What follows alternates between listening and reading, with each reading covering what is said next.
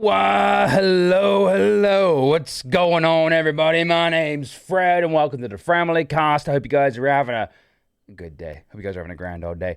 Chat, it's good to see you. Sorry we're late today, but the audio was really hard to fix, and it took me this long to fix it. And it was a mystery. It was a mystery wrapped in an enigma. But we got there in the end. It required me pressing delete on a file. One file stood between me and being live and playing fake Pokemon. Hi, everyone. Look at this fine-ass 5 p.m. Look, listen, I already told you. Shit broke. Shit fucking broke. The idea was to be live earlier on, but Emily is still peaky. So at the end of the day, there isn't a lot we could do about it. Emily still is trying to manage her voice. We like I said yesterday, went to the doctors. She spoke to L, nurse practitioner, which is a full title, and they were like, "Yeah, you've just basically got a virus." Wait, the power file break? No, not power. There was we had an audio driver issue on my PC that just basically prevented the audio from being sent down the HDMI cable, which is really annoying. But we got there in the end. I was trying to figure out a system where I could send the audio over the IP address, over the local network, and I was like, this sucks. I don't want to do it this way. I don't want to send my audio this way. Next mug meetup, I'm gonna buy Emily some bubble wrap. Northern Tech! Alright, we've got a few subscriptions to say thank you for.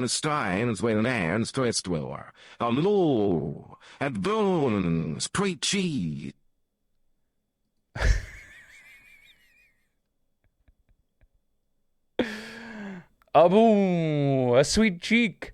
Alright, so Nina Kitty comes in with 10 months, tier 1, says, wee! We also got 51 months from the one, the only, the beautiful Pizza Pixie. She said, oh, she 9, oh, she 9, oh, she 9, oh, she 9. Then Northern Tech Hermit came in, and he said, shwibbity bool, foolululul, hulul. But he actually said, Twitch be cray cray, say it ain't so, Joe. Look, if this is like another thing we can blame Joe Biden for, I'm down. I support it, okay? I support it. Pizza Pixie. Yeah, guys, if you aren't following Pizza Pixie, by the way, make sure you do. She streams.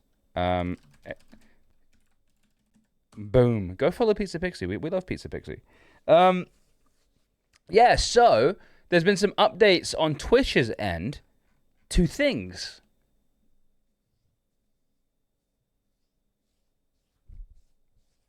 To things, chat. To things. It's good and bad. It's good and mid. It's good and mid. Good and mid. Okay? Let's begin with the mid. The mid is your Prime subs are worthless to me now. All right? Keep them. No, I'm kidding. I'm just joking.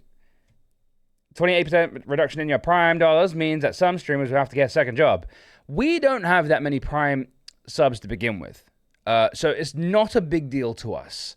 So I misunderstood the email not the email, but like the article when it went out. I thought that UK streamers would earn less on Prime subs. It's actually not what we receive, it's what you guys give. So if you are from the UK, all right, so get this, right? Get the fuck this.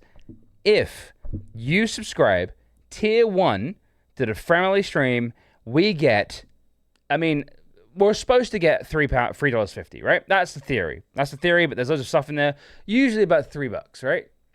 But if you give me a Prime, I get $1.80. It's bad. If you're American and you gift a sub, if you're American and you give your Prime sub, it's $2.25. So you UK Prime people, honestly, disgust me. I want them juicy American Primes. Canada and the United States. Okay? All y'all from... It's crazy, though. So, a Belarusian Prime sub is 40 cents. Right? Now, it's fine. It's whatever, right? Don't need to start about the Turkish Primes. What's a Turkish Prime? 9 pennies! Whoa! Oh, my God! Fuck! So, okay, so if you... Hang on, I can show you guys. We can look at this together. Let me turn on. This fucking website doesn't have night mode. That's a nightmare. That's a fucking nightmare. Turks got turked. Oh, look, listen, they're going through a hard time, dude.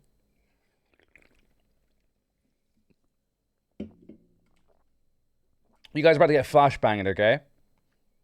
I want to just make sure everyone's cool with this. You guys are about to get flashbanged, okay? Get flashbanged, okay?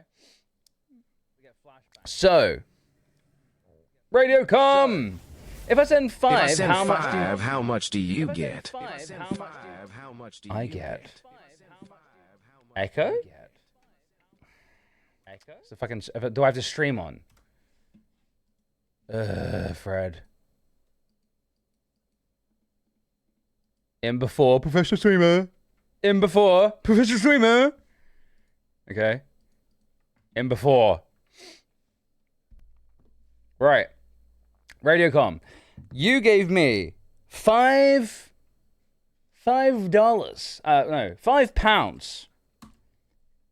through a tip, right? That means you're the star of the stream. For one, that means you've got a massive cock.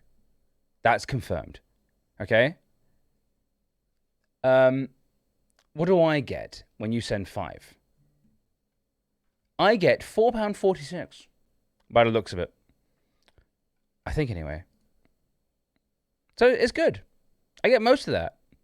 I get almost all of that. Yeah, I get £4.46. 54 pennies lost to transaction fees. Sad, but it is what it is. You know what I mean?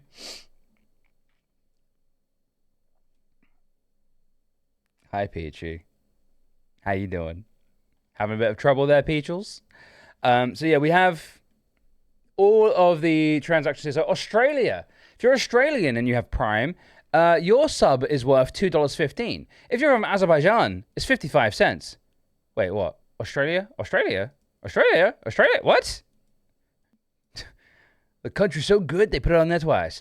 Bangladesh, 95 cents. Bhutan, 65 cents. Brunei, $1.05. Cambodia, 80 cents. Fiji, 85 cents. French Polynesia, $1.45. Guam, $1.65. Hong Kong, $1.60. Indonesia, 75 cents. Japan, $1.75. Less than the Brits. Kyrgyzstan, 55 cents. Laos, no, did we miss someone? No, Laos, 55 cents. Macau, 130. Like, dude, honestly, what the fuck? Myanmar, aka Burma, 55 cents. It's interesting. I think it's been like this for a while. I think these are all just reduced prices. So like, this has been the case for a while.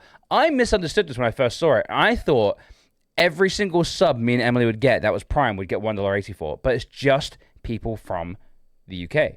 If you're American or Canadian and you give me a Prime sub, $2.25. This is budget cutting, basically. Yes, it's budget cutting in an interesting way. Now, I don't care too much, personally. I don't really care too much because I don't really get that many Prime subs. And I think on average, we get about $100 a month from Prime subs, which is not nothing by any means. Definitely not nothing. But at the same time, it's not like life-changing money. And it's still free, essentially, right? For the person watching. So on one hand, you know, I would a tier 1 goes a lot further. But on the other hand, if you can't sub and all you've got is a Prime, that's great. We don't subscribe to Amazon Prime unless we are eager to watch an exclusive show. That's honestly the way of doing it. Honestly, I'm surprised more people don't just fucking pirate shit, dude. At the end of the day. That's just me, though. I only got Prime due to Twitch subs. Yeah, throttle mouth. That's a lot. A few people got that. But honestly, if you wanted to, I don't know, man. Yeah, just pirate shit these days. Yeah, a lot of people have gone back to pirating. Pirating has never been easier. Don't get me wrong. I got a Netflix subscription. I've got a Prime subscription. I prefer watching stuff on there. But if I'm not signing up to. There are so many video streaming sites, man. There are so many video streaming sites. I cannot be bothered. It's not even the money. It is the money on one hand. Like, it is. It's too much, right? But on one hand, I just can't be bothered to track that many subscriptions. You gotta be like on fucking Paramount. You got to be on NBC Plus. You got to be on fucking HBO, whatever the fuck that's called now. Max, isn't it called? You got to be in Netflix. You got to be in Disney shit. You got to be on all that stuff. And I'm like, bro, I just honestly, at the end of the day, I just want to watch a fucking show, dude. I'm like, fuck it. I'm gonna unsubscribe from all this shit and just watch YouTube videos. I'm just gonna watch some fucking. I got myself YouTube Premium, which is worth way more than any Netflix or Disney Plus. Way more. YouTube Premium worth. And it's funny because everything's free. Dude, look, I haven't seen an ad on YouTube in time. On my phone, on my PC, especially on my PC. But yeah, at the end of the day, I'm being silly. I'm not actually saying if you guys have Prime subs, I will take them. Do you know what I mean? Ain't no skin off my back. I'm not gonna, if someone wants to support my stream, I'm not gonna tell someone their support ain't good enough. You know what I mean? I ain't the kind of man I am. On the other hand, man. But the good news is that 7030 is now more available than it's ever been, which is interesting. So we got the actual article here, an update to several streamer payout programs. So there's a bunch of fucking nonsense, but basically expanding the Partner Plus program to give more streamers access to increased net revenue shares on paid and gifted subs. They're eliminating the 100k cap. So if you guys didn't know, if you qualified for 7030 and then you hit 100 grand in sub revenue, they knocked you back down to 50-50. That's gone. That's gone. Which is interesting because I think that the money that they are saving on reducing Prime payouts is probably like maybe funding this. So it's basically a move that really only benefits the bigger streamers. Changing the Prime Gaming subscription payout model to a fixed rate for each country, which I don't know what it was before. I thought it was fixed rate for each country before, but what do I know? So yeah, now I think they've renamed it to the Plus program, not the Partner Plus program, because affiliates can get this as well now. So we are adding a new level to the program to expand benefits to a broader group of streamers. Streamers who maintain 100 plus points for 3 consecutive months will qualify for 60/40 net revenue on paid and gifted subscriptions to their channel. Woo! We are reducing the plus points threshold of the 70/30 net revenue share level from 350 to 300. I think without gifted subs, we are above this by quite a bit. Both of these actually. So for us, it didn't matter anyway. Radiocom!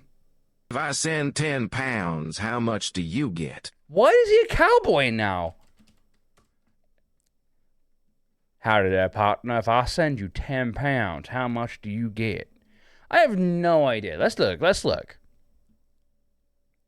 Retro, literally a cowboy. So okay, so what do we say? On £5, there was a 54 penny fee, so we got £4.46. On £10, we got £9.21, a 79p fee. It's not proportional. That's a savings right there. That's a savings. Damn. Radiocom, thank you for the 15 quid. I really appreciate it. Much obliged.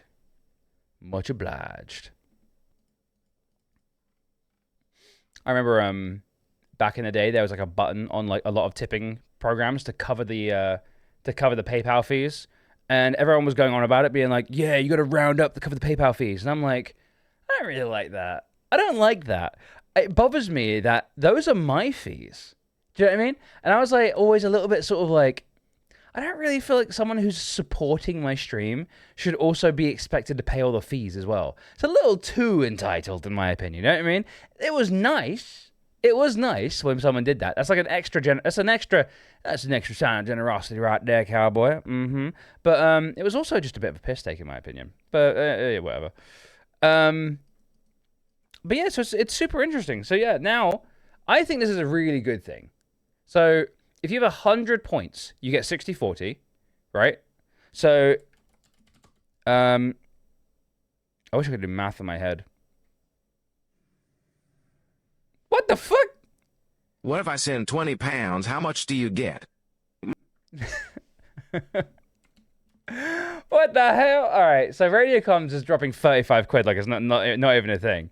Radiocom, if you give 20 pounds, I get £18.72, which is only a PayPal fee of £1.28.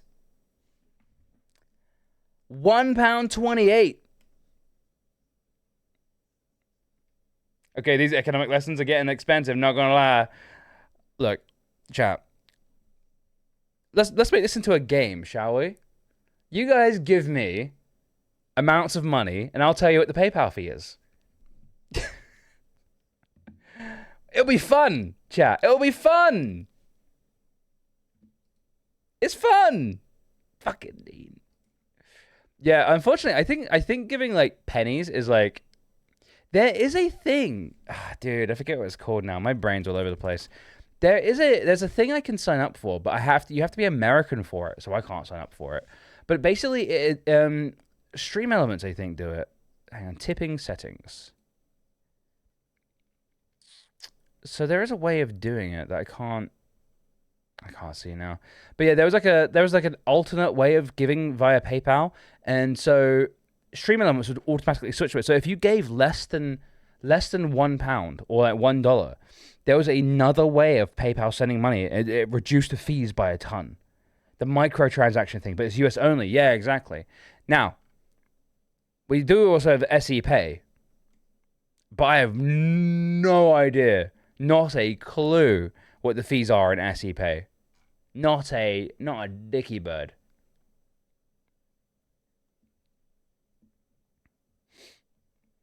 Oh, I've got loads of options here I've never seen in my life. How much for this donation? Let's look. £3. Right, so £3. There it is, I see it. Let's have a little look. If I tip 3 quid and a bear shits in the woods, does Joe Biden sniff Melania Trump's hair? I mean, I would. I would.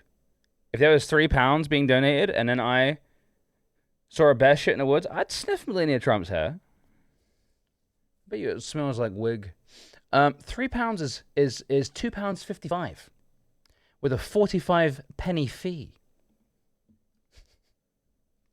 So that was 2 3 quids in a row. So that's an easy one.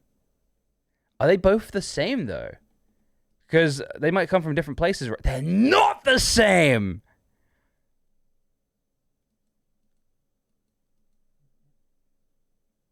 Is media share still on? Oh fuck, is it? Oh yeah, it is. Whoops.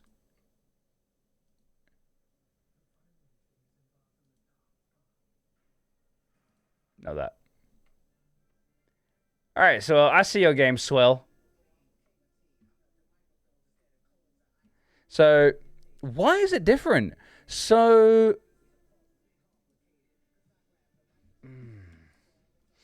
Swill, he gave 3 quid. I got £2.55.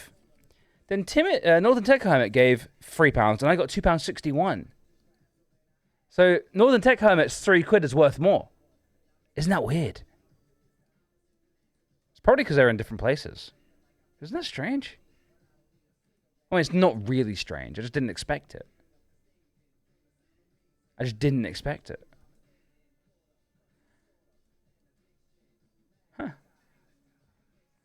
think Northern Tech Hermit, I think you are PayPal verified, non-US verified, but Swill is unverified. He's a mystery. He's a man in black.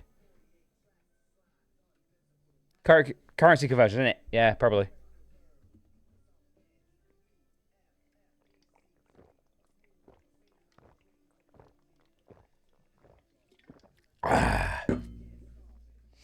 Should probably stop drinking that.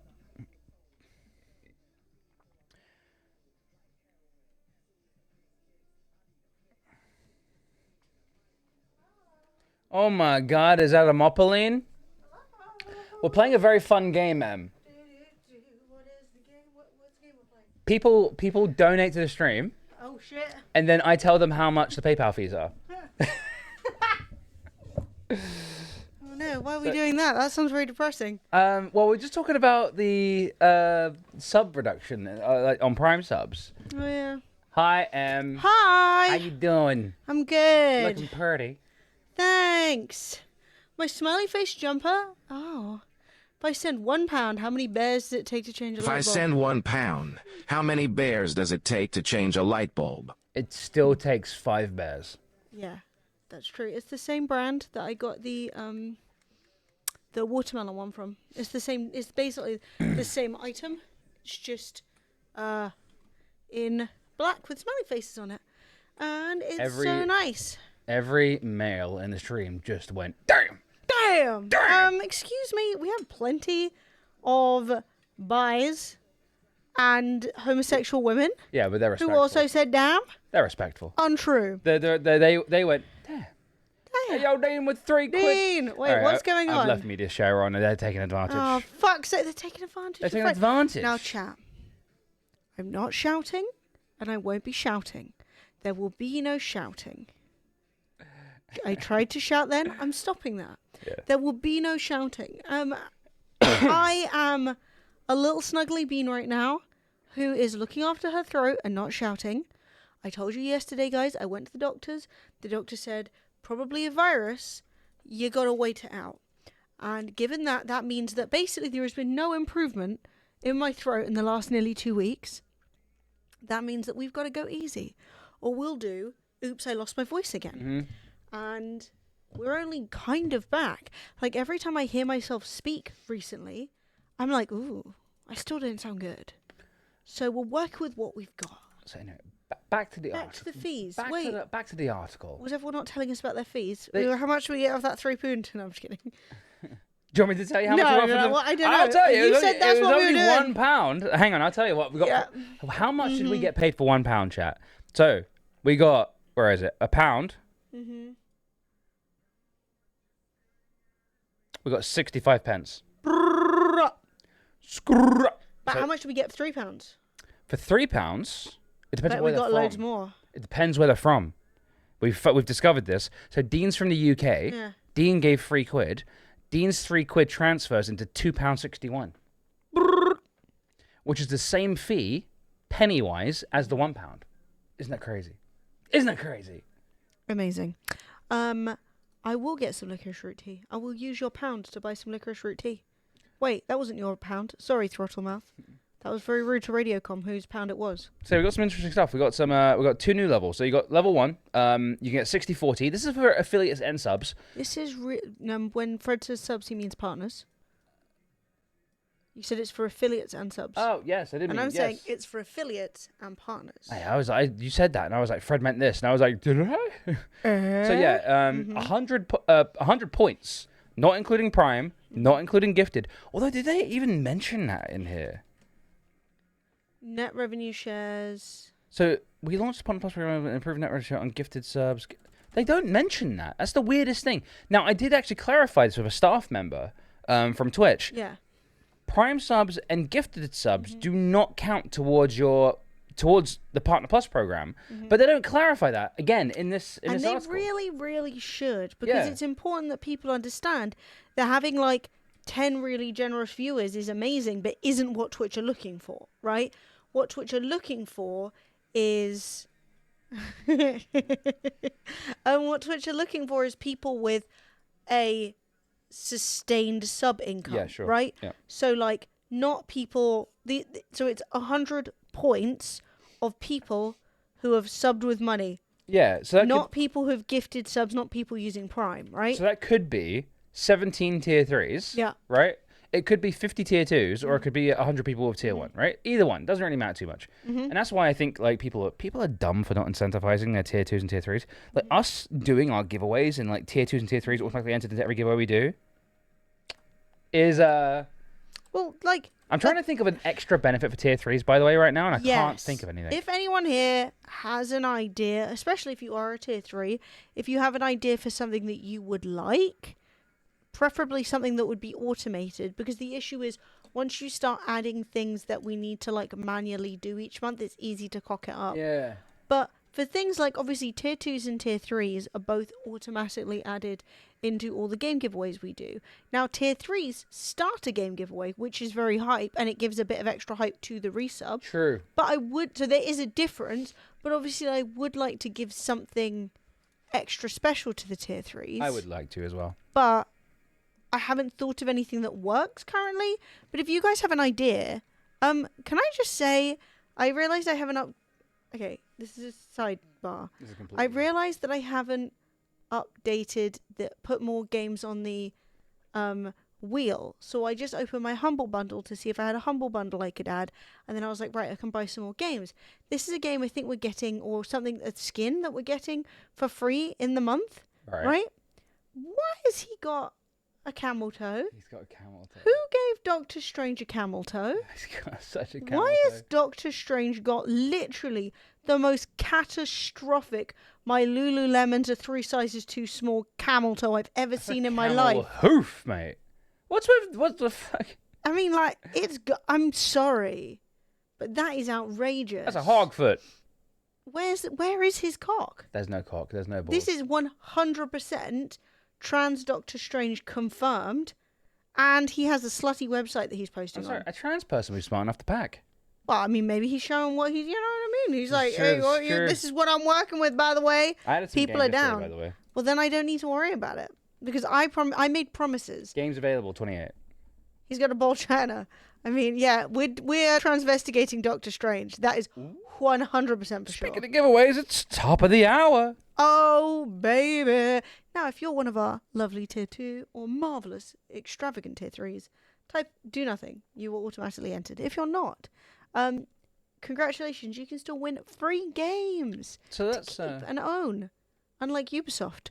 So type ! Enter and make sure that you're following. we're doing what Ubisoft can't, chat. We're giving you actual games that you'll just have forever. So, since 2016, Twitch users who are also Amazon Prime members have been granted a monthly token that they can use to subscribe to their favorite Twitch channels. The program has evolved, and the monthly sub token benefit is now part of the broader Prime gaming benefit, which also includes free games.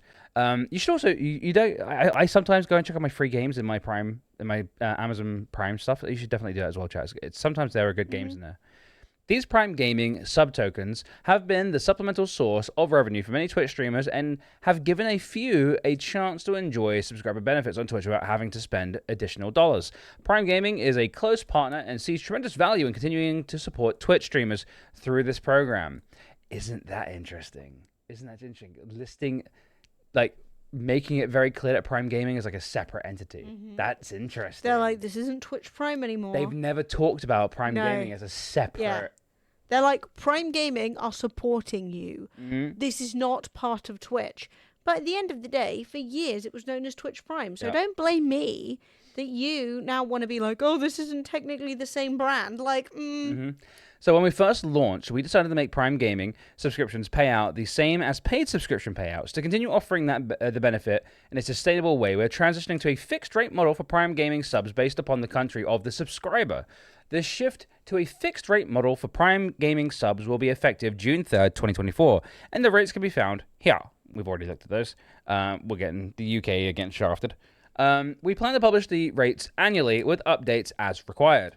For most streamers, this change will not have a major impact on their revenue, while any decrease will feel disappointing. The differences between what streamers receive today for a Prime Gaming subscription and what they receive after the change is going to after the change to fixed rates is less than 5% in the vast majority of countries. And to be clear, this difference only affects Prime Gaming subscriptions, which is only a portion of streamers' overall revenue. Right. Finally, the streamers who likely will be the most effective are those who receive 70% net revenue share on Prime Gaming subs based on historic contract terms. So it is what I thought. We were getting 70-30. We're getting dick down twice over. We're getting dick down twice. So we're going from $350 per Prime Gaming sub to $180.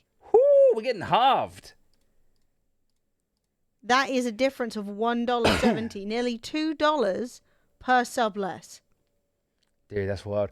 For some of these streamers, eliminating it's not a big deal because I looked and we, on average, get about $100, sometimes pushes up to $150 per month from Prime revenue, which is enough money. I mean, $150 down to $70 is not great. It's not fun, no. But it's not going to be like the stream's over money. Do you know what I mean? Whereas I think for a lot of really big streamers who rely on Prime Gaming, Prime subs a lot more than we do. People who have an average younger audience, it's going to suck. A lot of COD streamers are going to be like crying, I think. Well, we've never aimed our content at kids. No. We've always aimed our content at adults because that's what I feel comfortable doing. But for some of these streamers, eliminating the 100k cap will offset this impact. So this is kind of my point. I was saying this to Emily earlier. I think they are reducing the cost of the payouts for primes to supplement the fact that no longer have the 100k cap. This only benefits the biggest streamers. Yes. Which is kind of wild. So they are really, really trying to hold on to their big talent, which is crazy. The thing is, there are two things the big talent love, right? 70-30 and getting paid for Prime subs. And they're trying to decide which of them they get to keep. Yeah, and I think they want the big streamers want 70-30 on the gifted subs. Yeah, which I get. I'm guessing the sort of like the call to action for gifted subs has gone down quite a lot since they got the big streamers got shafted. It's interesting. We believe this is the right structure for the program going forward, and are making this change to ensure that the monthly Twitch subscription available to Prime members is a long-term sustainable benefit for the That's a wild thing to say. Dean with the £3. Thank you, Woo! Dean. So they're definitely saying like we need to this. Oh man, that's crazy. Wait, what's crazy? We believe this is the right structure for the program going forward to make sure the change to ensure the monthly subscription is a long-term sustainable benefit. Yeah, I mean they're just saying, yeah, shut up, we're gonna do it. I mean, basically, shut up, they're gonna do it, right? We have no say or sway in this. We are at their mercy. You get what you get. Now, Yeah. I am happy that obviously the majority of our subscribers are people who use money. At the end of the day, if Prime is what you got, still money I wouldn't otherwise get. Exactly. And it's hardly your fault when you're paying the same amount for the product that Twitch has gone, you're getting a lot less You're to getting me. less. It is what it is, you know? So, but I will say the 100k cap, while it doesn't affect us, you know, you can still be optimistic. We can get there one day. Every month, over 1 million streamers earn money streaming on Twitch. Over 1 million. I thought that would be quite significantly more. For some, the money they make from Twitch is of secondary importance, as they primarily use Twitch because they enjoy building a community through live streaming. However, for many streamers, Twitch streamers, being a creator is their career. Many more dream of becoming a career streamer. While streamers make money from many sources, the income they make directly through Twitch is a significant part of how they fund their lives. Twitch's long-term success depends upon our ability to help these creators sustain their careers over time. At the same time, since our creators depend upon Twitch, we need to ensure that our revenue share structure is designed so that we can sustain the business, and Twitch will be here for 50 years from now. I fucking won't be. The changes we are announcing, neither will Dan. The changes we are announcing today are designed to create a transparent. Why 50 years? There's such a revenue share framework that can bring predictability to streamers' careers. I know this post describes a number of changes, some of which are complex. All right. I think this is not good and bad. I think this is good and mid. Mate, Japanese. Yeah. From Dan. Too much talk. Not enough. Get to the point, Dan. My boy TLDR. My boy be yapping pretty hard. But here's the thing.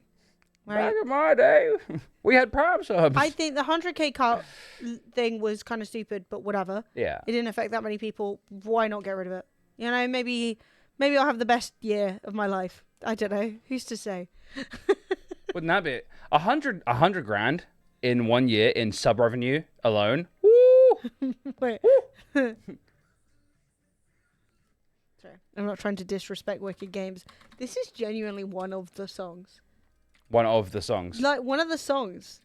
The best ones, probably, of all time. It's a banger. Whenever you hear this song, I'm like, I'm cooming. You know what I mean? So 100 grand would be roughly 2,400 sub points. Okay.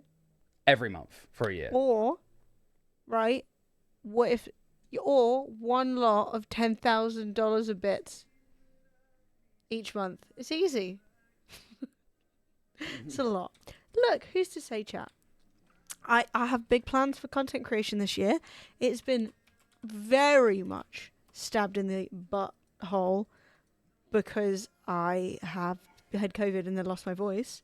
But trust me, all right, fuck January. January doesn't even count. February now. February. Things are going to be surging, probably. Yeah, no, nothing counts in January. Fuck January. I just need more content creation that doesn't involve speaking.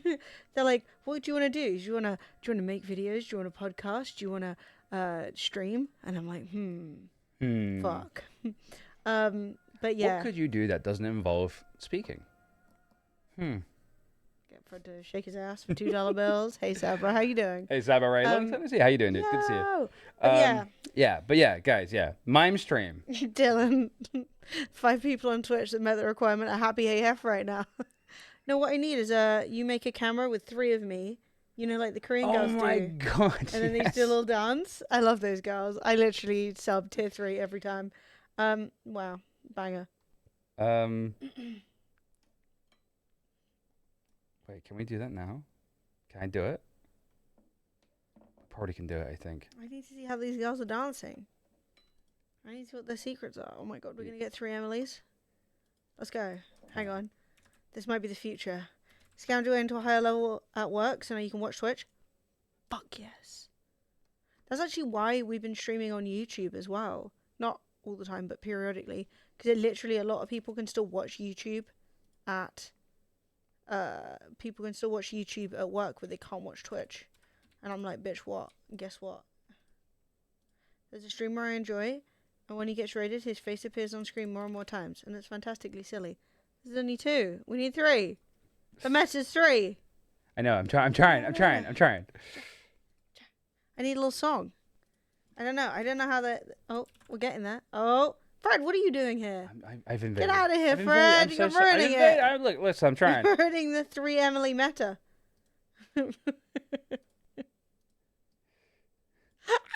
Ow! Damn, I really should have put better makeup on today. Now, what am I doing? Wow, this is weird. I like having 3 of me. Let's go. I like having 3 of you as well. 3. Can't really dance because I don't have much room. Tiny dancing. Don't censor me! This is insanity. Yeah. Not shake it off. I just searched for Shake It song. You're in too much trouble. Anyway, how do you dance to this? I guess, I don't know, one white girl. I should be great at this. You should be. This is your, raison d'etre. What did people do to Taylor Swift?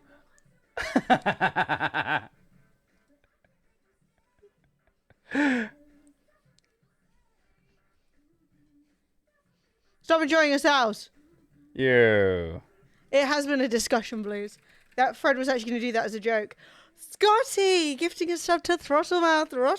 Welcome back to Mug Life. Welcome back to the way of the Dragon Flex. Wow, why am I so big? Yeah, I'm coming in. Whoa. That's right, baby. This is such sabotage. I'm so sorry. I'm so sorry. I'm gonna stop it now. Whoa! No, don't stop it! Oh my god! No, stop it! Woo! Let's go! Just wanted to see if it was possible. And it is! We should make this a thing. You can donate them. I could do that. 3 Emily Whoa. dance party! Why am I here? I'm in! I got moves.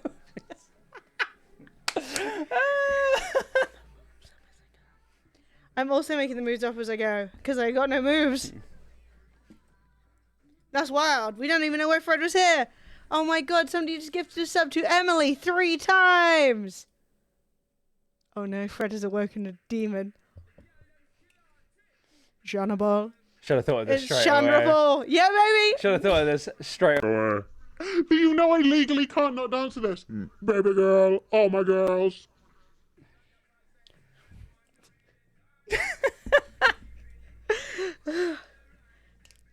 I've corrupted many people to this song. Gotta get the right. Do I stand up? Is it time? I'm funny. The number of people in chat has gone up quite a bit. People are joining. It's the future, baby. Woo! Why is it every time I do something silly, I don't put any real makeup on? You look great. I know what you're talking about. I know I was looking at Scotty, just give to sub. No shouting. Just give to sub to Sabaray. Sabaray. Welcome back to my life. Welcome back to the way of the dragonflies. Chandra Paul. Yeah, what the fuck? It's not even Shana Paul. Chandra Paul. Insane. Insane behavior. Wanna be the papa? You can be the mom. Uh-oh. Damn, I'm waiting for the fucking Fred's waiting for thumbnails. the Yeah. thumbnails.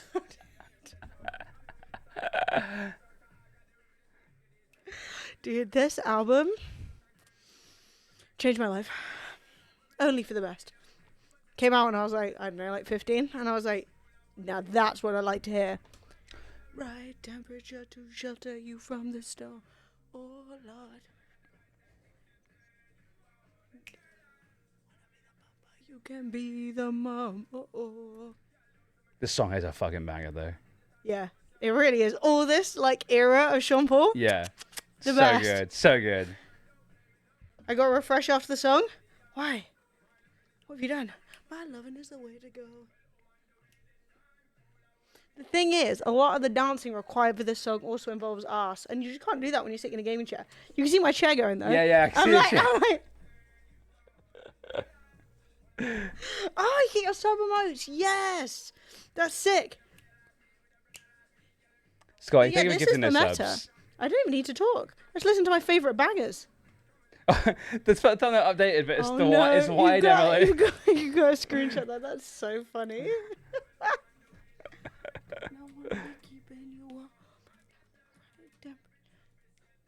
I love Sean Paul.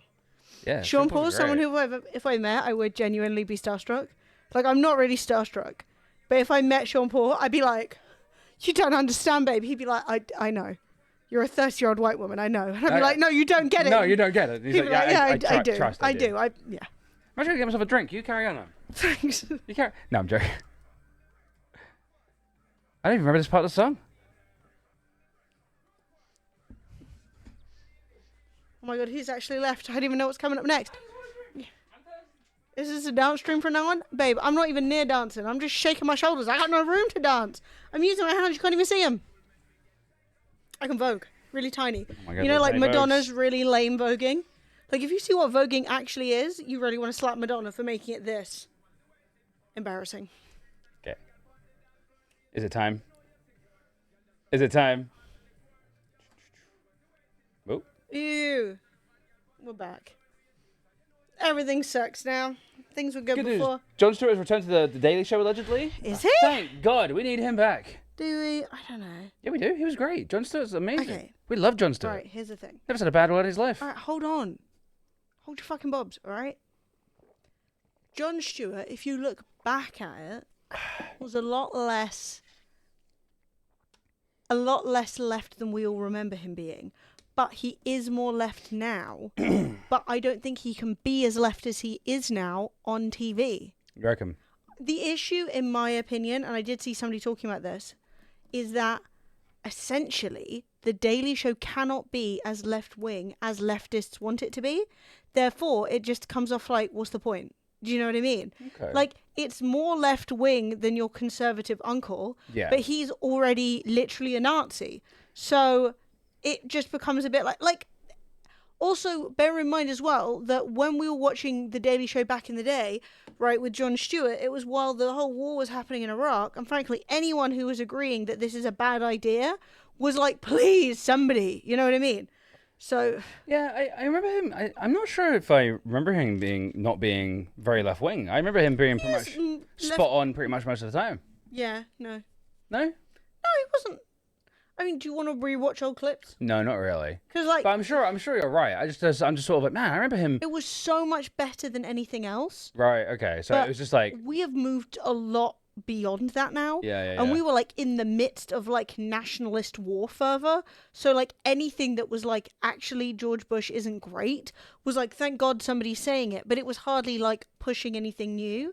And so I think that's kind of the issue you get. But I'd be happy to see more Jon Stewart, and I think that his opinions are still Jon Stewart's been good to great have on recently. TV. Yeah. And I think he's lefter now than he was before, which I think is definitely something, you know, but I don't know how useful he is with the era of like TikTok, where people are already talking about politics, and they're talking about it in a way more radical way than he would be allowed to do.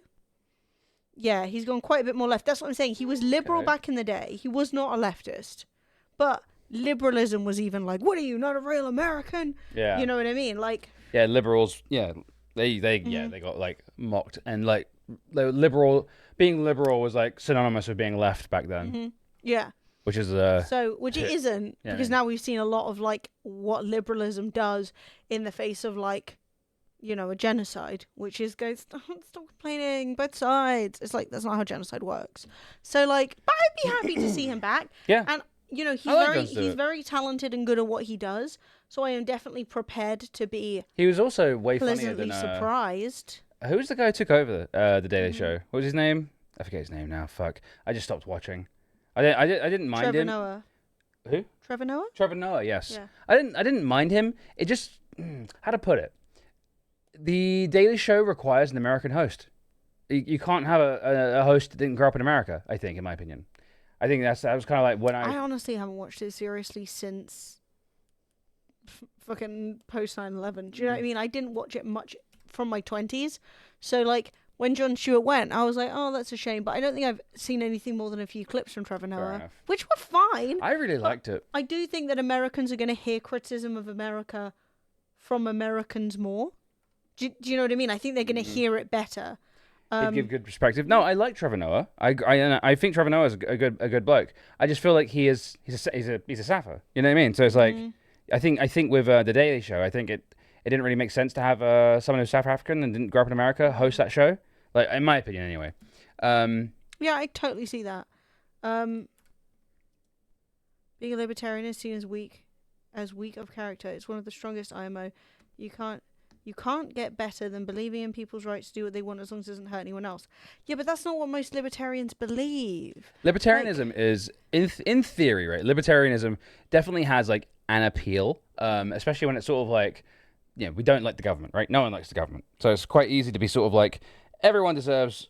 But the thing with libertarianism is that it's like, there's no safety nets. There's nothing to help people. It's literally like every person's their own island, and if you can't swim, you drown. And it's no one, and like the only way that anyone should ever be supported is through charity and the goodwill. This is kind of like we already kind of have libertarianism in the rich. Do you know what I mean? The riches of we're already relying on the government structure of requesting funds from rich people is already so corrupt that we are already relying on the goodwill of rich people to do what they can anyway. Legitimately, if you want libertarianism, but you don't want the things that they want, like Google libertarian age of consent and see what they have to say on the topic. There are a lot of deeply problematic issues, including how the fuck are we building roads? You just build a bit of road that you use. Do you know what I mean? How are we maintaining sewers? Like, schools. The world does not work in a scenario where schools, where you exclusively pay for the things that you use. That's how you end up with something like the American healthcare system, which is failing libertarian, people everywhere. capitalist. Yeah. If you want less government control and more freedom, realistically, you should be pushing for anarcho-communism, right? If you want, I don't want the government having a huge say in my life. I want to be able to do the things that I want to do, right? Or even if you're like, I hate the prison industrial complex. I think the military can get in the fucking bin, right? Yeah. Those are things that are much more suitably dealt with anarchy being without a major overarching system of control like a government, which is what libertarians want, but without the ridiculous idea that we can all individually provide and that the magic of capitalism will just give you everything you need, which it won't. Because that's what we're seeing right now, is that as capitalism is squeezing everything to try and increase profit, we're seeing more and more like all the bridges in the infrastructure are crumbling, right? Especially in America. Situations like in the UK where our water systems have been privatized and now all of our rivers are full of actual shit. I mean, honestly, like, we invented sewer systems. It goes as far to with this whole thing as like the world is literally becoming unsustainable for human existence because everyone needs a new t-shirt and jumper once a week. It's like we literally have the UK and the US bombing a country that hasn't killed anyone, a bunch of freedom fighters in Yemen, the Houthi. We're like bombing them because they're disrupting trade. And I'm like, do you realize that we're like, on one hand, we're being told, hey, yo, China are untrustworthy. Don't listen to China. They're coming up. They're gonna be the next superpower. And they're gonna do to us what we're doing to them. I mean, that's not what I meant to say. Obviously, saying the loud part out, you're saying the quiet part loudly. And then all of a sudden we're like, oh, but all the massive ships full of containers, full of stuff that no one needs, coming through the that little strip of sea. That's so important that we have to bomb people for it. And honestly, at the end of the day, libertarianism is where you just end up with like rivers polluted. You end up with like tires burning. You know what I mean? Like it's just with no checks, with no sort of like way of making sure that people aren't being absolutely selfish dickheads. It's fucked. Yeah, and the thing is, people will be selfish dickheads when the only way to get what you want is by money. And like that's the thing, right? Fred's right about everyone's got to buy a new jumper every week or whatever. But the issue happens is the jumpers are going to be produced regardless in our current system. Like, once we are dumping unpurchased clothes in the Atacama Desert, that's insane, right? When you look at how, for example, African nations are often, their local economies are undermined because we dump our waste clothing there and go, there you go, that's a tax write-off, it's a gift. And they have a bunch of t-shirts that are like winners of the Super Bowl, the wrong team, because you just print both, right? Yeah. You print an equal number of both and the fucking whatever this team are didn't win, just send it off. And now a bunch of people in Malawi are like, okay, well, I got a free t-shirt, now I'm not going to buy one. So then the entire local economy falls apart because no one can actually sell clothes because they're constantly being flooded with trash, right? The same with like those fucking Tom's shoes that everyone was going on about back in the day. They were like, oh, we'll give free shoes to people in Africa when you buy a pair of shoes. You're like, oh, great, that's nice. They're getting the trashiest shoes possible. So no one is able to start a business selling good quality shoes because they're just throwing crap at them, right? So... And I completely agree with you, Ninky Kitty. Yeah. That's the thing. There is no ethical consumption of capitalism. So at the end of the day, the whole thing of like the carbon footprint of like individuals was like basically funded by big oil, right? So big oil digging up the fucking dead dinosaurs out of the ground, and transporting them across the world and burning them in every like. It's horrible. The thing is with America is that it promotes a way of life as the only way of life, and it's why you often encounter Americans, and I'm not trying to like lambast America and make it sound like it's only America's fault. America is the head of capitalism. America is the head of capitalism, and they are ensuring that capitalism exists everywhere, right? But what do you have in America? You have more car parks than you have parks. You know, you have more car park real estate than you have like housing, and it's like, my God, like imagine if like that's the whole what's it called? 60-second city? No, what's it called? 15-minute city. 15-minute city. Everyone's like, oh, you want to live in a fucking... You want, like, a border checks every 15 minutes? Like, where's your papers, sir? And I'm like, no. The idea of 15-minute city is that you have a school, a hospital, a doctor, a fucking supermarket, and everything you need within a 15-minute public transport. Do you know what I mean? It's like, the amount of, unchecked... Libertarianism is one of those things where I think it would work only in, like, a book. You know what I mean?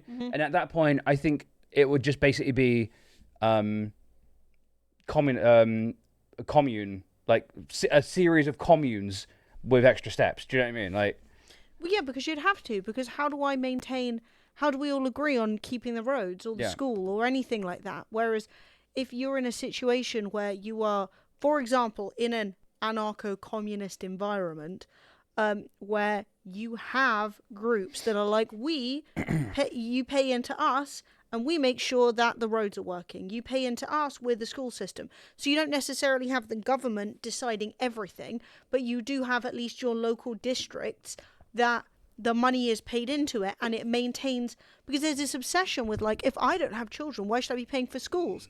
And it's like, you understand you're going to be engaging with all those people, right? Yeah. They are going to grow up and be people who work with you and live with you. They're going to be your neighbors and your doctors. And if you don't want the children to go to school, you're making your whole life so much worse. There was actually a really good video for those of you who have like never really thought anything about, like, see certain appeals in libertarianism, but obviously then see the downfalls, and also see, because you're like, roads, firefighters. And then medicine. But then you're also looking at the people that you're siding yourself with and being like, why are all the libertarians pedophiles? Because they really are. If you're interested, there is a really good Thought Slime video, which I can try and find, which was basically like, the idea was, okay, Thought Slime, you're always criticizing libertarians, the government. Oh yeah. And you're always criticizing, you know, the current system of capitalism. What's your ideal world? Basically, I thought it was a really good video because it did make me think about what is my ideal world. Like, okay, I have a lot of issues with what is currently here, but what else is good? And let me see if I can find it, because I was like, I was really impressed. Make it so politicians can't earn money any other way other than through their job. No, you're not allowed to sell books. I mean, you can sell a book, but 100% of the money has to go towards something else. You know what I mean? Like, if you're, that's everyone's always saying, like, why are politicians paid so much? The idea is you pay politicians enough that they can't be corrupted, right? As soon as you start like introducing like, oh, like you can be a politician for 5 years, become prime minister, start a war, then go on a fucking book tour. That's fucking insane, dude. Because then what is that? You prearrange with some company who's like going to make all the guns to go to war, sell all the guns, then be like, how I sold all the guns, the book, and then go on a book tour. It's fucking insane. That's the Tony Blair, by the way. Yeah, that's the Tony Blair special. Is this? But yeah, it's one of those things where it's like, I do understand why there is like an appeal, like purely in theory, about libertarianism. However, libertarianism it just doesn't work. It really just doesn't. It's basically like, there's nothing wrong with me, so everyone else can get fucked. Oh god, there's something wrong with me. Why is no one helping me? You know what I mean? It's a political stance that exists only in survivor bias. Well, I also think it creates a really messed up situation where, for example, let's say Fred or I had like a serious health crisis and needed money, right? We have you guys, and you might want to help us. But let's say you're somebody who isn't super brandable, isn't the most charismatic, and can't make the GoFundMe go well. Yeah. Right? Hasn't invested your time in this or in your wider community. Is a bit of a bit like of a loner or a quiet person. Do you die now? Do you know what I mean? Is that the plan? Oops, you're dead. Like, you know, we are accidentally creating the Facebook scare of like the you know, you've got to have X amount of like social status, you know? Well, don't be, I'm not trying to say about being attractive specifically. No. Because I don't think, like, there are a lot, if at the end of the day, if you only watched or engaged with content because people were attractive, there are many, many, many more attractive women than me on Twitch who you could be watching, right? And I know you're all like, what? A lot of you aren't even attracted to me at all. And you know what I mean? That's not, and you watch men all the time that you do not think are attractive if you're a straight guy. XQC has viewers. But there is not a crime, like, no, and I'm not saying like I'm ugly. No. I'm fine. We're not disparaging ourselves. This isn't just a pure, like, at the end of the day, let's say you have social anxiety. I don't want you guys disparaging yourselves either. No.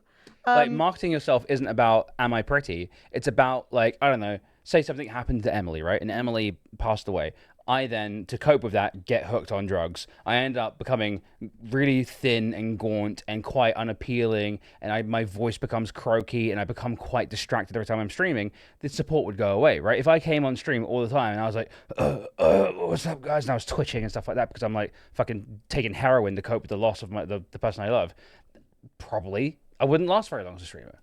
And that's the kind of thing, that's the marketability, right? Hazonku coming in with 83 months. Let's be honest. Most of us are here for the cat. Valid. Flojum. True. True. Oh yeah, chat. The video I was talking about, I'm just going to pop it in chat right now. Yeah, do it. But yeah, I mean, I love a bit of thought something. It's a really good They're really video. cool. It really did stick with me, just in terms of thinking, like, okay, think idealistically. What's your idea? What do you want? What would you actually want? And I was like, damn, I've got my opinions, but I've never thought about it like that. And I thought it was a really good video.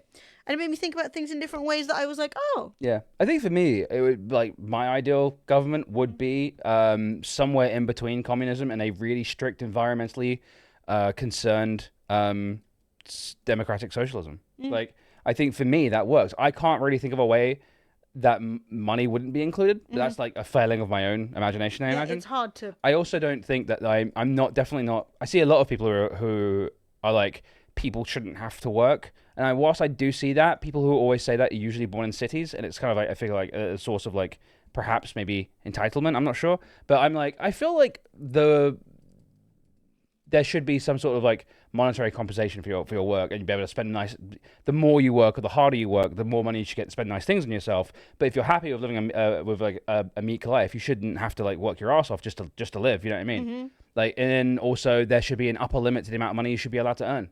Oh, poor Peachy. Sorry, Peachy. But yeah, yeah, in my opinion, like if you work like I don't know, maybe $10 million, maybe £10 million a year is the maximum amount of money you're allowed to earn. I mean, my main After that, you get taxed 100%. My main thing is, I personally think you shouldn't be able to profit from other people's work. So, right, let's say you come up with the idea of this top, and you then pay people to make the top. Yeah. You then can't take 90% of the profit. At the end of the day, yeah, you can be paid for your idea of making this top. It's a nice top, right? But the artistry of making the thing should not be cut down to pennies. And that's the issue. That's why genuinely when people are like, oh, like, I don't know, OnlyFans, let's say, oh, it's so immoral. I'm like, bullshit. No, OnlyFans that's one of the most moral ways of earning money. Making the content, putting it out there and people are buying it, that is such a direct way of making money. Right, whereas one of the reasons we haven't done merch in ages is because finding merch that is like moral and not like, oh, this is sweatshop stuff that I get to take a slice of, it's messed up, you know. Also, I'm trying like I'm so aware of like trying to make my clothes last as long as possible now. Like me and Emily were just talking the other day about how some Doomsday hoodie I've had for 3 years is still going, and I'm like, I'm not replacing it. I'm really being quite strict right now. Like my Converse, my Chucks are starting to fall apart, and I'm like, until there's a massive hole in them, I'm not getting rid of them. Wear them until they break, and then when it breaks, you replace it. Yeah, and that's what I plan on doing. I'm like, dude, and then maybe I'll buy some used ones off eBay or something like that. Because Sophie's buying everything off vintage right now. Yeah. Alp 2 has a nice message for you. Hey there, bit emotional today. Oh, I have been working on my academic life for the last month, so I was inactive. Totally proud of you. That's hard shit. I just downloaded Twitch again, and I remember I mentioned here and asked for relationship advice. Today is our 6-month anniversary. Oh, congratulations! That's so nice. Honestly, like, this is kind of what I was saying about the whole, like, money thing and about how much money you should be able to make and blah, blah, blah. Truthfully, right, we all want money because it brings us stability in our lives, right? If our soundboard, as it looks like it's doing, sets on fire, do I have enough? Not set something, you know, it's breaking, right? We've got new mics. I want to sit next to it. We've got new mics. We can't use them because the soundboard isn't working properly. We'll need to replace that at some point. Yeah. Obviously, it's January, blah, blah, blah, all that bullshit. The stability to be able to go, I know I can replace that, right? If our landlord turns around and says, I'm putting the rent up again, knowing that you can afford that, that's what you really want, right? No, like, ideally, we all want to buy a house, right? Like, having a house that you have got paid off, that you live in, that is yours, that's the comfort that people want. You don't need millions and millions and millions. All you need is the stability not to stress. And when we're all working as much as we are, that should be the thing, right? Because truly, stuff like having a good relationship is actually what makes you happy. Like, trust me, when you're sitting there with £10 million or somebody who loves you, the human in you is going to pick somebody who loves you. Yeah, you know, and that's important. If I go to design like a system of governments from the ground up, there'd be a bunch of rules, man. Like, honestly, you can't. I wouldn't even let people run for government if, like, the idea that our prime minister has more money than the Queen. That shouldn't happen. No. Do you know what I mean? You're not representing the people. You're not representing the people. And honestly, I would put an upper limit on the amount of money people are allowed to have going in. Like, you'd have to have a fucking audit to see how much money you have in stuff as well. And I can see boobs. Hi, Emily, says Peachy. I mean, honestly, Peachy, just look down, man. What the fuck? Whoa. Just look down, bitch. But yeah, it's Fred just solved bisexuality. Just look down. Whoa. Oh my god, I've got like 3 hairs coming up my titties. Holy moly. Was it me? No, I brushed my hair after I put this top on, and clearly they got... Jesus. But yeah, I don't know, man. It's like that. We all know that this current system is really corrupt, and for some reason, people seem to think the idea is to basically delete it all and just live like fucking little islands of man. And I'm like, no, dude, that's not the solution. We No. have to have like what? Like I don't know. It's like I either have to know you or be like philanthropic. Is that the right word? Philanthropic. It's It's really philanthropic. that one. I have to do some charity in order to support you. I'm like, dude, I don't know, man. Fred, I'm a huge fan of wealth tax over 100 grand a year. Anything over that, you get taxed 9%. Yeah, I agree. I mean, I think maybe 100 grand a year might not. I'm coming at it from the I'm fact a that Londoner. I'm a Londoner, right? Everything's too expensive here. Everything's too expensive. Honestly, the idea that the government haven't stepped in and done rent control in every country, the idea that Airbnb is allowed to exist, if you're a government working for the best interest of your people and not corporations, you'd be like, Airbnb, you're done. There's no more. Houses are houses. They're meant to be lived in, not rented. Like not like short-term rented. Is what I mean. Like, and honestly, like the idea that as a landlord you're allowed to leave your property empty, and that causes a housing shortage, so your other properties are worth more. But you have a bunch of houses that are empty in the middle of central. Like, what is it? Like, there's 30% of all the homes. I think it's more than that. 60%, isn't it? I don't know. I can't remember off the top of my head, to be honest. London empty houses. The number of empty homes in London has risen to its highest level since 2010. Figures reveal some 34,327 properties were classed as long-term vacant as of 31st of March 2022. Yeah, so like there's like I think it's like a significant percentage, like almost a third of all homes in central London are empty and have been for like 10 years because they're owned by they're owned for investment more than anything else. Yeah, and Scotty, I do not understand why buying a house for a holiday home is a thing people can do. There are towns in like Devon and Cornwall that have 20,000 people living in them in the summer and 2,000 in the winter. How do you run business there? You can't. Let's say you're a cafe. You're completely beholden on the high season, and the rest of the time, like, there should always be 20,000 people there. Yeah, you're going to get more tourists in during the high time, but the idea that you're left with 10% of the population is insane. No, yeah, and I think at the end of the day, what Dot's saying about the tax isn't necessarily set in, like, how much money, and Dot's not wrong that if it's all we have, suddenly it's going to be fine. No, of course. And I also personally think that basically, if we're we arguing could get over down to the issues of capitalism being semantics. that capital is what you're paid for, right? The owning of the business is what you're paid for, not the work the business does. The owning of the land, right? Not the quality of the houses you build on it. The issue is, at the core of capitalism is it's not about the labor that you do, it's about the owning of the product. So, or the owning of the business. So if we can get into a situation where you are being paid for the work you do, not paid for owning the company, then we'd be all into a better difference. Yeah, let's rebrand communism into laborism. Yeah, truly. Let's go. So Start I've got a list here. Like I don't know when this when was this published? I can't see. This was published in May 2023, right? So like last year, like 6 months ago. Ish. So like Tower Hamlets, middle of London, 1,500 empty homes. Waltham Forest, 1,000 empty homes. Westminster, middle of London, 1,172 empty homes, worth 1.1 billion pounds. Right? Sutton, another big residential area close by here, 970 empty homes, worth nearly £500 million. Yes, Southwark, 2,500. Lambeth, 1,000. Lambeth 1,800. Where we live, nearly 600. In our town, which is 600 empty homes worth over £300 million. Which is literally just a normal residential area with the shops. It's a lot. So of it's houses. like it's just so many, and like we have a housing crisis. Like, do you know? Okay, the thing about where we live, right? There's a lot of homeless people now. There are people with like regular. There was never like any sort of encampments in London. You would occasionally see homeless people, right? Yeah, occasionally. But now you see people in the same spots where they've dragged a mattress, where they've got like there's a spot outside a bank, where we live, where like 3 guys will sleep on like it's like 2 mattresses stacked up and they put cardboard around them Yeah. to stop the wind. There are women too. Like there's like an Indian family. I'm not sure if they're Indian. It could be like from that general area. But yeah, like honestly, they hang around there all the time, and it's like insane. And there's 500 homes that are empty. They're just chilling. It's crazy. I actually looked at the general area that we live in recently, and I was like, man, everyone's selling right now as well, which is crazy. And it's just like it's just bizarre, man. Honestly, the whole housing situation is the worst part of living in London. Like, dude, look how many homes. All these dots are for sale, Yeah.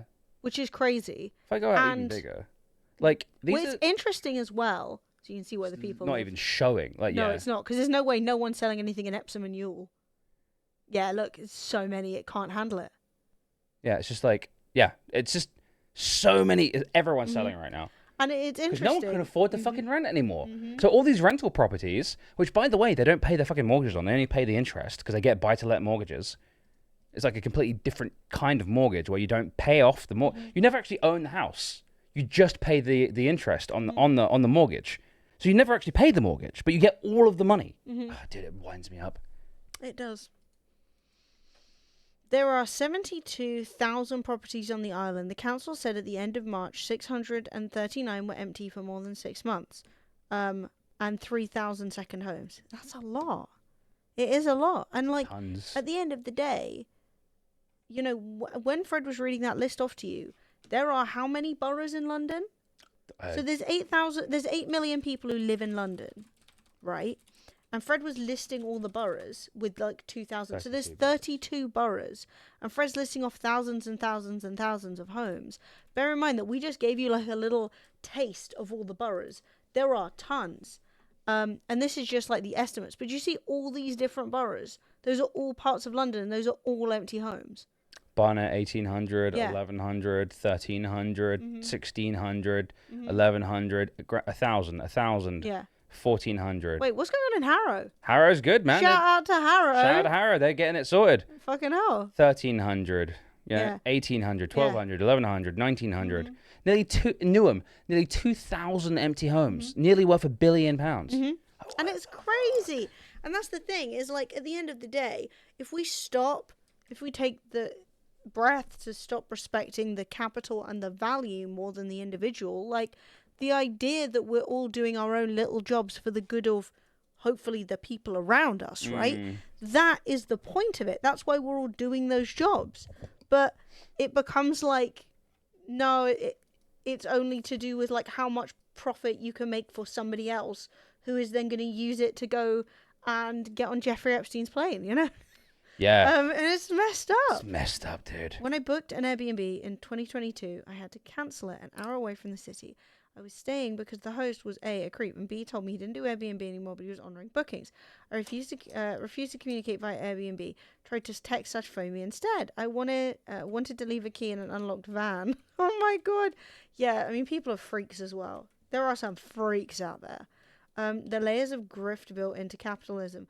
Companies do things that made sense in some anti-labor way at some point, and now there are 2 generations of people doing it, and they don't understand why it was implemented or how it worked. Just it's the thing you do now because it's been done, and that's stacked on layers and layers and layers like that cause massive inefficiencies. Absolutely, people say that capitalism is all about efficiency, but it's all about profit, right? Yeah. And that profit, everyone is trying to get their profit, And the thing which is means that that everyone's trying to scam each other. the left have been shouting this to the heavens for decades, right? We've been shouting it since like the 60s.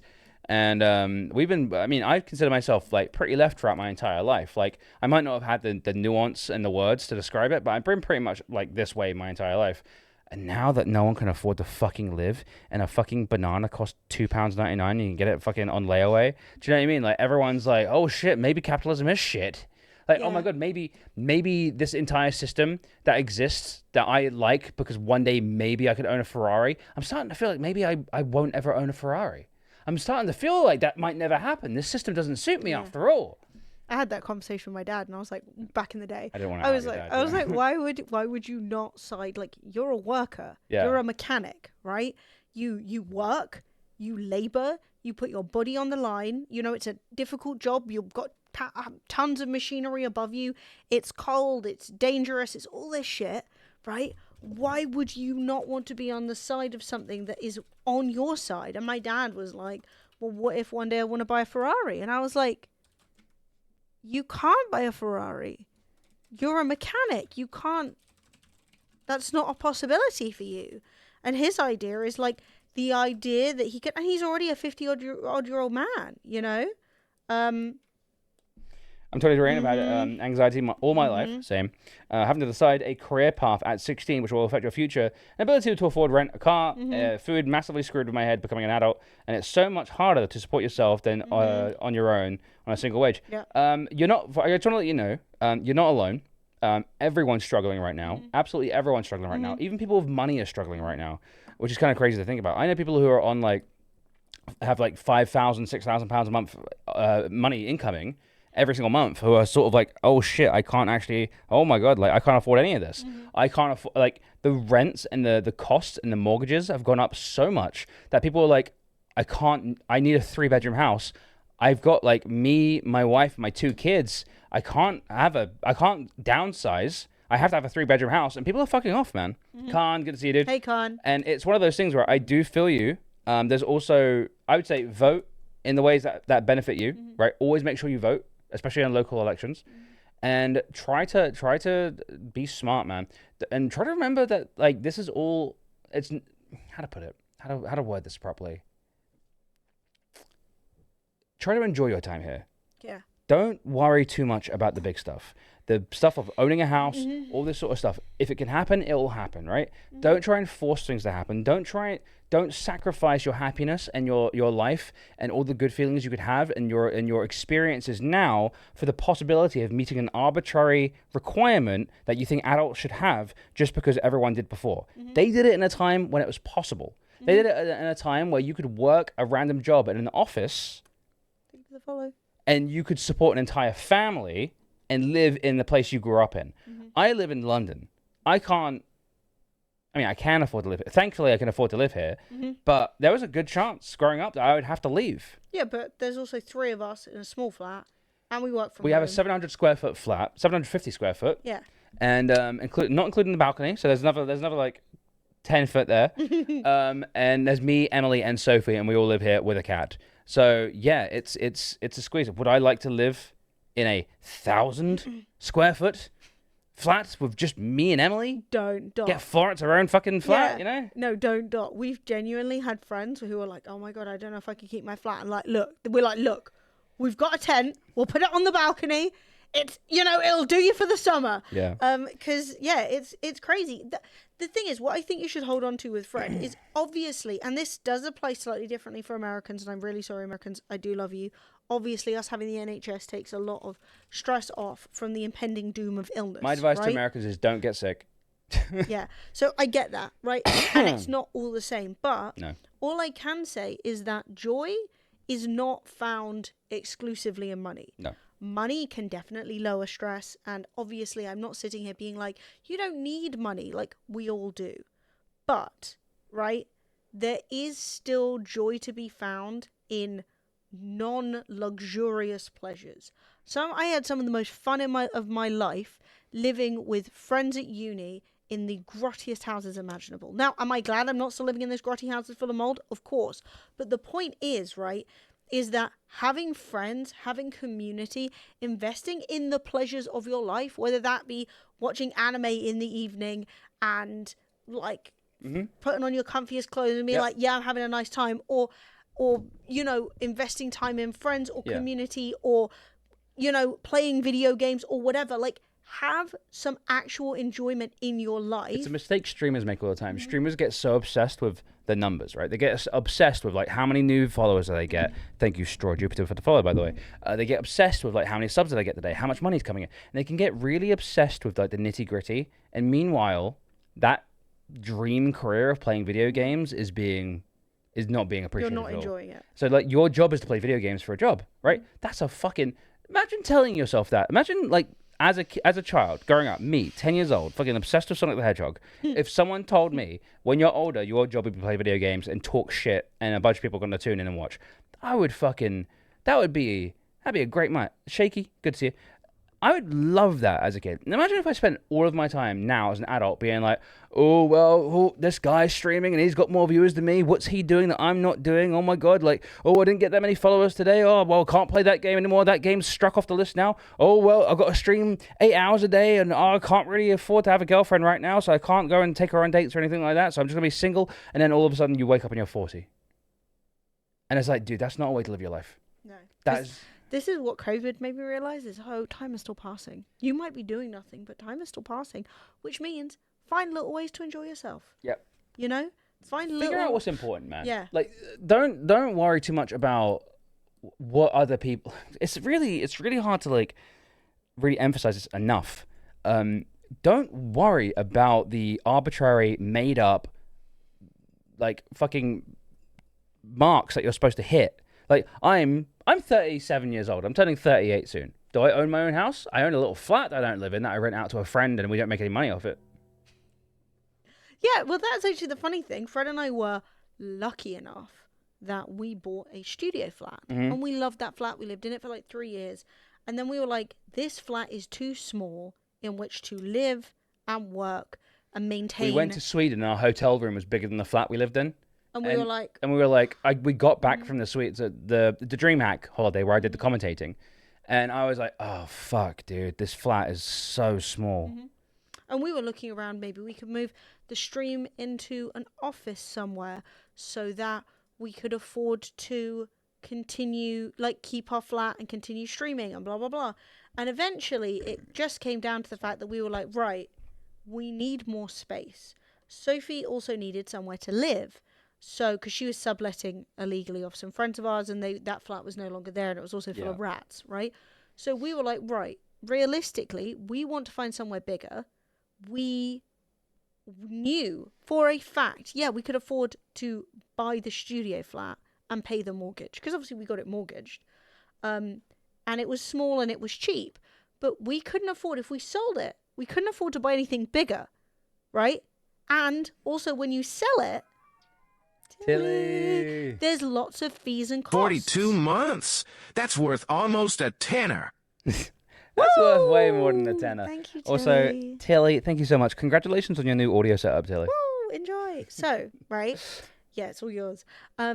So we were really lucky that we got to buy that flat, but it wasn't big enough, right? No. It's good for one person. It was 300 square foot. Maybe 2 people if you both work outside the house, right? 1 person if you work from home. So anyway, we moved into this place with Sophie and have been living here ever since. We can't afford to buy it. So we live in it and we pay the rent. We can't afford to buy it. And then the old flat, we've now rented out to 2 friends who were like, help, I have nowhere to live. Yeah. And we rent out at cost, which I like because it means that I still have the flat. Because if I sold it, I'm just going to end up with zeroing that all off and achieving nothing. But at least if I keep it, my friends have somewhere to live that's safe and warm and really nice. Yeah. And so a couple of my friends have had the opportunity to live an affordable life. An affordable life. And one of those friends went on to buy his own house because he was paying such little rent. Not little, but like little for what it is, little for London. Well, the flat should be worth 50%. We should be renting it out for 50% more than we're charging. Mm-hmm. Like if we were going by market rates, in our area, it's like, I don't know, like I think it's like 1,200 quid for like a studio flat. And we're renting it for like obviously not that much. And it covers the mortgage and the extra costs mostly. Almost, yeah. And it's fine, right? But it's one of those things where, like, realistically, that was when I realized, oh, you can buy somewhere and still be fucked. You can buy somewhere and still be like, oh, I can't afford anything any bigger. Do you know what I mean? What about people who work too much and come home and repeat the cycle with no social life? I mean, that sucks. I think that's a trap. Mm-hmm. I think that's a really easy trap to get stuck in. Personally, I think that you have to actively work to get out of that cycle trap. I think that's exactly the situation where you are.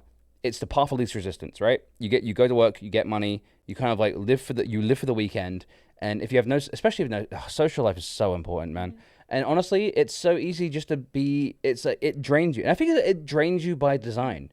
You're supposed to be tired the entire time. You're supposed to be mentally exhausted the entire time. And that's definitely one of those jobs where you get it and you're really excited at like 30 or in your 20s, and then you blink and you're 50. And you're like, oh. And it's like, even with like a spouse, even with kids and stuff like that, I still feel like you need more than the weekend and 2 weeks of holiday every year. I think you need to go to gigs. You need to, and that's why I've seen a lot of like gaming companies recently switch to like 4-day work weeks and stuff like that. And dude, I have so much respect for companies that do that sort of shit. It's so good, so good. And that's why we're not too fussed with Sophie. Sophie starts her workday at like midday, and she works until like 4 or 5, and she calls it. And that's great, because you wake up at midday, all the emails have come in, she cracks on, and it's like she works like a solid 4 or 5, sometimes 6 hours. But like But it also depends on what there is to do that day. yeah, there's not Spoiler always alert, we shit to did do. loads in December. There's way less to do in January. Yeah. There's just less to do. And also it sucks because I've got all these plans I want to do that I could be having Sophie's help with, but currently I can't because Congratulations, Seth. my voice doesn't have the fucking capacity for it. Ethical landlords are so rare. My lot are pretty good too. I've only had one raise rent in 18 years. Our landlord isn't bad. I'm going to say that right now. She No, isn't I think bad. us as landlords. Oh. Yeah, But, like, well, yeah. Yeah. I mean, Well, it's friends. You know what I mean? It's different. Like, you know and what I it's mean? interesting as well because essentially we don't own multiple properties. We own the one property which we don't live in because it's too small for us. There are several aspects to it, right? One of which is Fred has a lot of anxiety about money, and I know for a fact that us owning that flat and knowing that we could return to it is a weight off Fred's mind. Whenever Fred's spiraling, he's like, we could always end up going back to the cube, right? And I think that on its own has a lot of value, right? And we could live there for so cheap. You know what I mean? Yeah. But I think my anxiety's gotten a lot better recently, It like really the last has. year or so. And I definitely don't think about doing that much anymore. I'm like, okay, I can afford to live like out. I don't have to go. I don't have to depend on the cube that much anymore. No, but I think for a long time it was. It definitely mental was. easing for you, Oh, which I think 100%. is really powerful.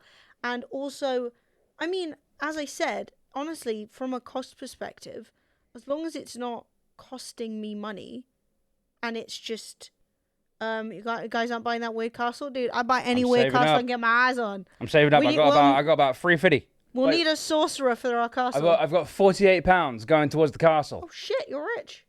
Nice. But yeah, I mean, I don't know. I guess it is landlording if you only own one property but you don't live in it.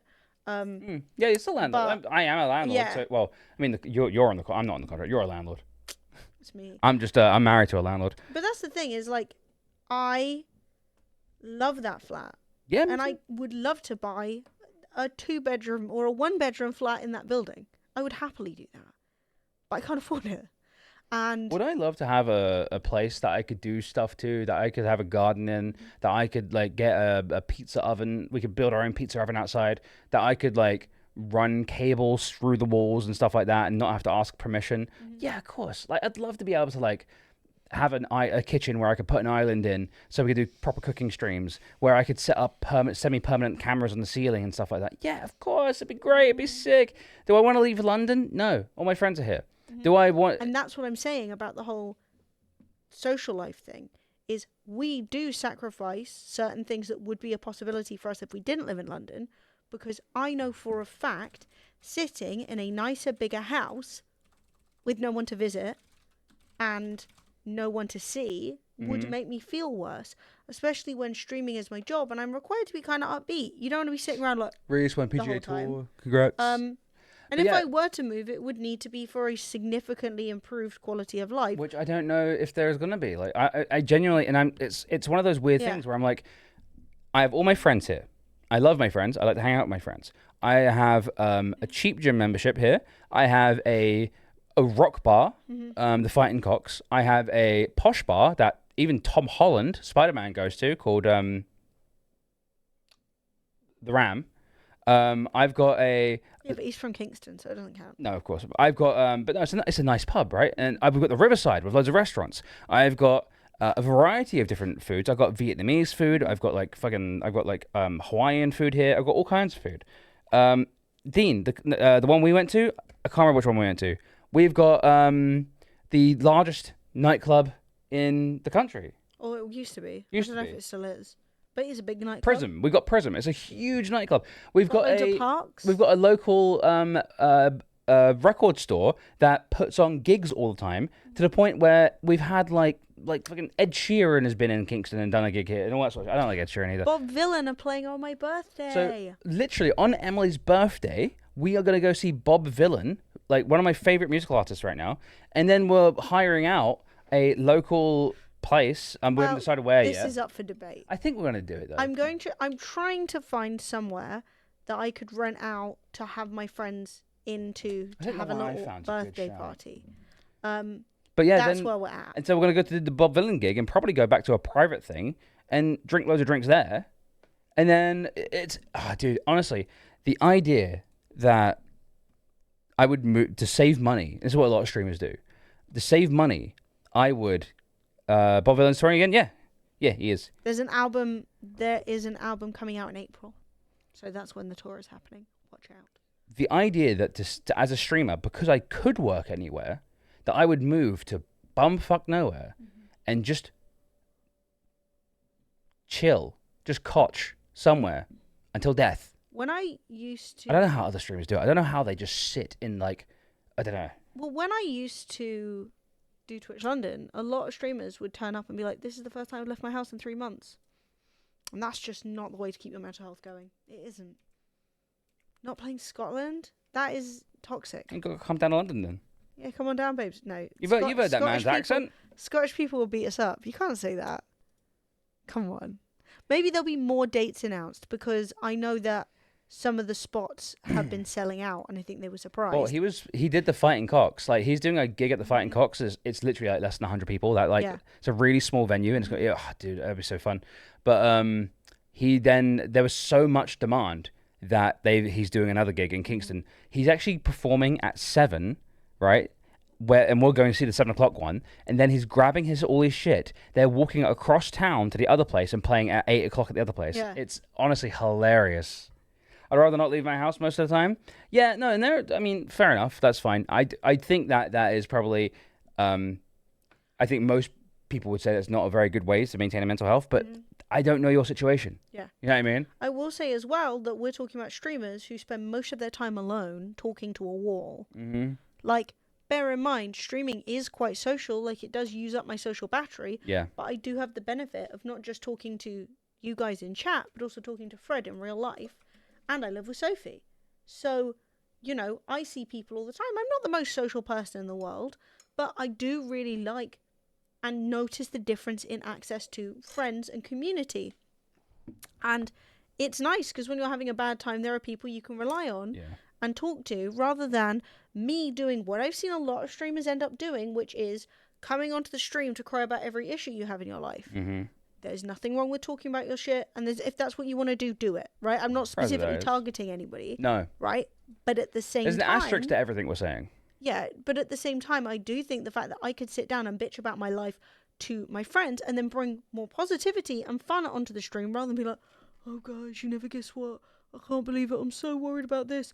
Oh, what if she ups my rent this month? Like, that's not what we're here for, Nice lemons. And also, that's such good news. Nick Kitty says, personally, I need at least 1 day a week where I don't have to leave the house for my insanity. Honestly, a couple of days.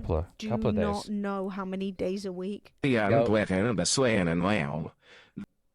Thank you, Prez, for the 400 bits. You don't realize, when I'm talking about streamers not leaving the house, I'm saying streamers aren't leaving the house for 3 months. Yeah. And I'm not overstating that. I know multiple streamers who have said to me, oh my God, I haven't left the house in literally 3 months.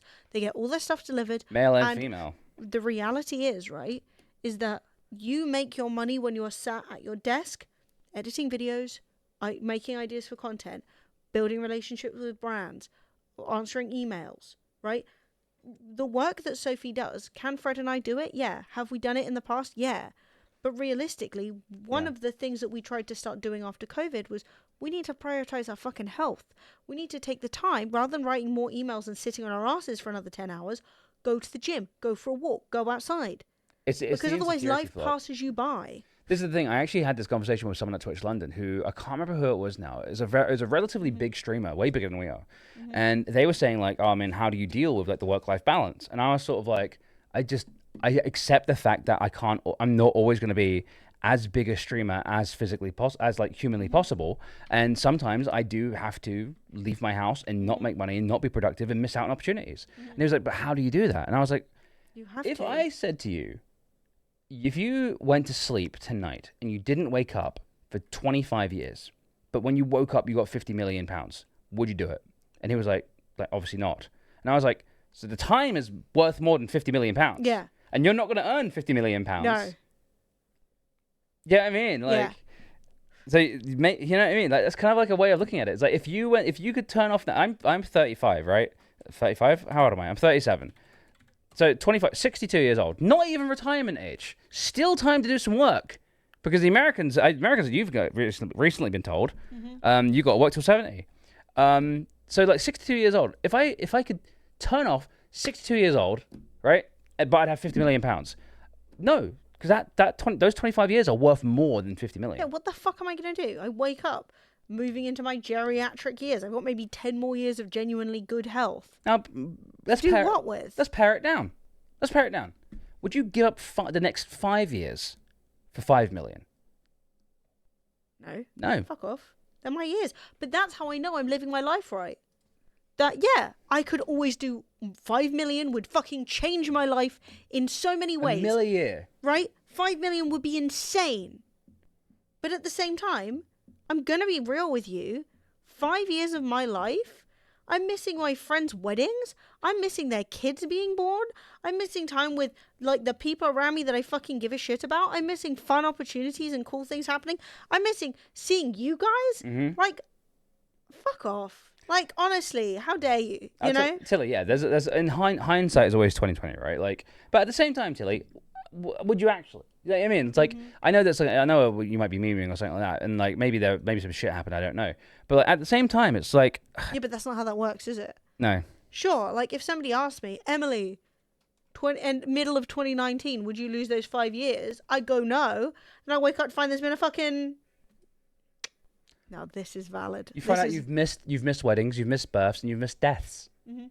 Yeah, and like I think that's the important thing is trying to live your life in a way where it's not perfect, but you still do get some fucking joy. You gotta have joy, man. enjoyment. You've got to enjoy your life, and at the end of the day, you can do things that are like easy. Like you can go to Aldi, you can buy a £4 bottle of rum, spirit drink, and you can go around your mate's house with some fake Coca-Cola and a fake bottle of rum, watch a fucking movie, get absolutely trashed, and have a really good laugh, and that's a good night. Do you know what I mean? You go around there. It's not the most like luxurious. Let me tell you a day in my life. It's not You know? Instagrammable. But who cares? Most things I do are not Instagrammable. Oh no, I'm dying. My things aren't that Instagrammable. Doesn't matter. I feel so bad for kids growing up now who don't know the life without social media. And I'm not trying to be like, when I was young. Do you know what I mean? I am being that a little bit. But man, an analog childhood was the tits. If you can't find some way of having some joy in your life, then you need friends. Making friends is easier than people realize. You just gotta put yourself out there. Go to a cooking class. Go to join a rock climbing club. Start doing classes at a gym. All the fucking millennials are rock climbing, mate. Can't get them off a rock That's wall. what I'm saying. I don't know They're all what's rock going on. climbing. Everyone's 30 and they're like, I'm climbing a rock wall. I'm like, why? Why? Why are we climbing rocks? I haven't got there yet. But Have it's I never missed too something? late. Is rock I don't climbing going to be think an important skill I need? I don't think it's for me. No. I think my clearance is off. I think my tits are going to clash into the wall. And I think my arms are too short. I'm going to be honest. But like, what is with rock climbing? Why is everyone doing it? Like, start a sport, but go play football, right? Go. And be shit at it. Be shit. Yeah. Oh my God, this is literally the key thing in my personal opinion. Be shit at stuff and don't worry about it. Because most of the time, the shame that you are given for being bad at something is just other people projecting their shit on you. It doesn't even matter. Like, most of the time, the shame you feel about being bad or being ugly or whatever is your parents being insecure that they had a shit, ugly kid. Not my fault, babe. It's your genes. I've only just realised that this song is relevant to discussion. Yeah, it's so relevant, right? I could have said this to my dad a million times. He was like, oh, I'm dyslexic, right? It was so embarrassing and traumatizing for him. Bitch, you're the dyslexic one.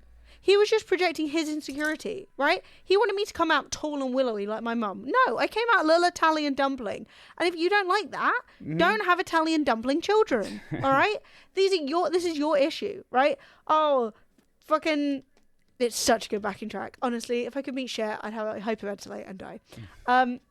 But Yeah, I don't know. It's you can't live your life for things that aren't important. You can't live your life for a career. Honestly, always treat work as a means to live, not the other way around. You know what I mean? yeah, and honestly, like truly, you know when people are like dance like nobody's watching, and I was like, what does that mean? I was like, okay, I guess. Now I'm like, oh, it just means fucking dance. Don't stand there and be like honestly, this is the thing. The thing I hate the most is when somebody posts a TikTok, right? And they're like, I'm going to show you the drawing I've been doing. And it's shit, right? It's an ugly drawing. And then you're like, time to make this viral. Like, don't. Oh, this guy wasn't very good at dancing. I don't give a shit. Yeah, not everything needs to be. People are bad at dancing sometimes, right? Now, Yeah. there are obviously people who make cringe content for the hope of going viral. But a lot of the time, you're just making fun of somebody. And I'm like, dude, just ignore it. When I see something on my timeline and I'm like, oof, you know, when someone's like, let me show you how to do my makeup. And I'm like, that looks horrible. You just move on, babe. Just keep scrolling. You know, like, you don't need to be good at everything. If you've always wanted to play the guitar or whatever and you're not very good, it literally is irrelevant.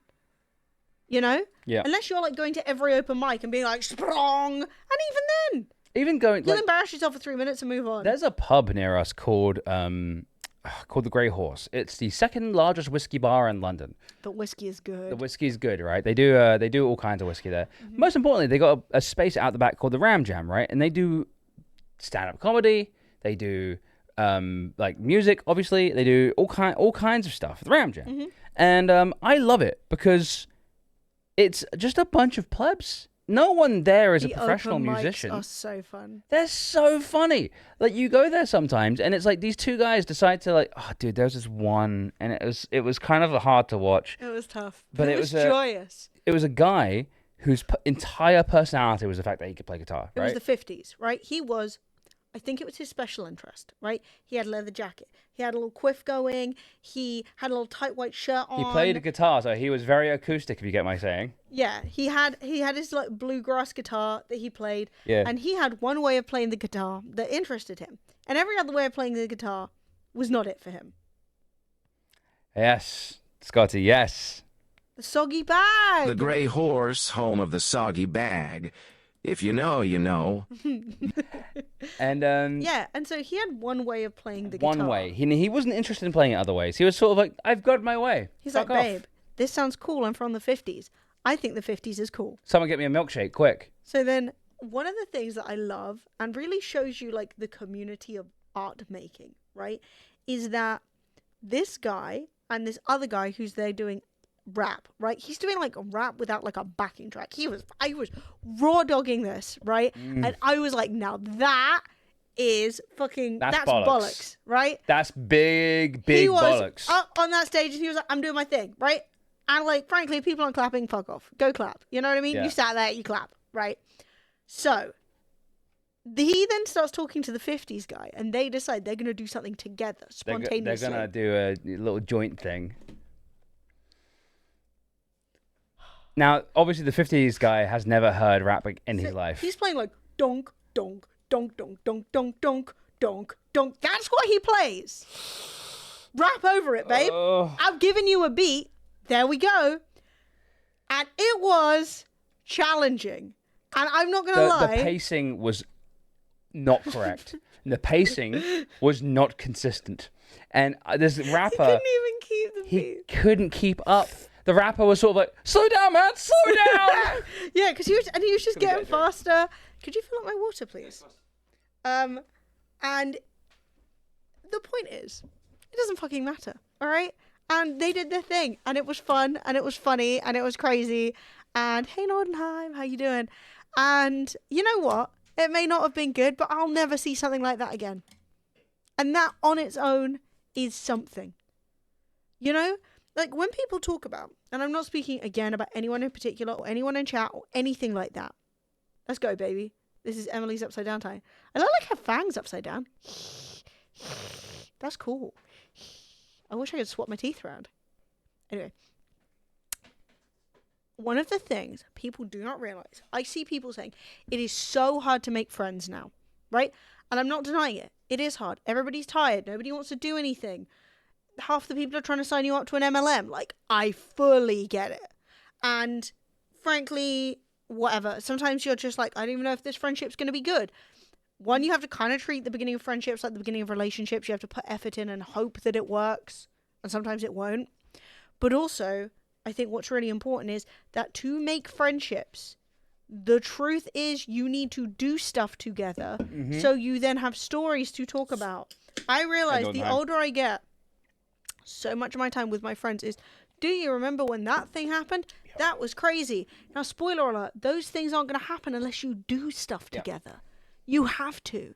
You can't sit there and be like, perhaps my favorite person will roll in. Like, almost all of my friends, and we have a lot of friends that I've known since I was way young. Like, you know, acquaintances rule as well. People you can have a nice chat with, and you don't need to be like, I'm not best friends with all my friends. But we meet up, we chat, we have a laugh, we have a good time. Does that mean I agree with, like, every single thought they've ever had? Like, I've definitely got some friends who say stuff, and I'm like, go, what are you talking about? Go, no. That's a multi-level marketing scheme. Don't do it. Yeah, no. They're like, I'm going to see a chiropractor, and I'm like, no. Your spine. Stop. Like, I don't want to see you paralyzed. We're not. But I got loads of friends who I'm friends with them, but loosely. Right? Yeah. And even in my friendship circles, I've got people who I'm not super close with, but like I will happily sit next to them at the pub and have chats and ask them what they've been up to. You know what I mean? It's great. Yeah. And that's the thing is, I think sometimes the requirement to be friends with someone is like to immediately become like brother and sister. Like we message each other non-stop. Yeah. We're always up to date on what's happening in everybody's lives. 2 real friends and 20 acquaintances. And I'm like, why not both? Yeah. Also, chat, here's my most controversial opinion I have. Small talk is good. I like small talk. I think small talk is lovely. I enjoy having small talk. I get giddy when I have small talk. It's nice. What have you been up to? What are you doing? Oh, how's your mum? Yeah. Like, what? You still doing that thing? Oh my god. I think it's wicked. Hey, yo, Hey, what's going on? Siobhan. Like, oh yeah, I forgot you got a dog. Let me see some pictures. I can feel my brain bonding with the person. I can feel the fucking the brain person connection happening when I have small talk with people, and I enjoy it. Small talk is great. Rambling about shit with other people usually makes me chuckle. Yeah, exactly. Yeah, and also you can always just pick a fucking different topic, right? Sometimes people are, because I am so English and I'm so guilty of waffling about the weather. Like, but sometimes I'm like, why the fuck am I talking about the weather? And I just pick anything else. Literally just pick anything and see where the conversation goes. And frankly, if the conversation dies a death, it's usually because they're awkward or don't know how to have a conversation back, and that's not your fault, you know? But like, yeah, I think that realistically, treating yourself like a fucking person, not expecting you to be able to like instantly make the deepest bond relationships, always stay equally close with everybody, be amazing at every job you pick up or every hobby you pick up, work 65 hours a week. Like, it's too much. Emily, your boobs look great today. Lemons, thank you. This is my first time in this top. I'm enjoying it. First time on top. Yeah, I'm It's a enjoying good it. top. I'm not gonna lie. You are breasting boobily, and I love it. Thank you. Well, the issue that I have with it, right, is to make it fit boob-wise, it's actually a bit too big, and it means that this is a halter neck. So if you see me adjusting it, it's because it's a halter neck, and I've had to tie it at the back because the halter is too long, and we'd be truly breasting much too boobily, right? So I need to do some surgery, i.e. learn to sew, to adjust this top rather than just tie a knot in it, 'cause it's quite uncomfortable. Oh. But it does look, well, it's really comfy in the body. It's just on the knobble on the back of my neck. It's digging in. Do you see that? Oh yeah, I see. So I need to sew it or something. But we're also that good. does seem a pickle, yes. Comfortable silence. I love a comfortable silence.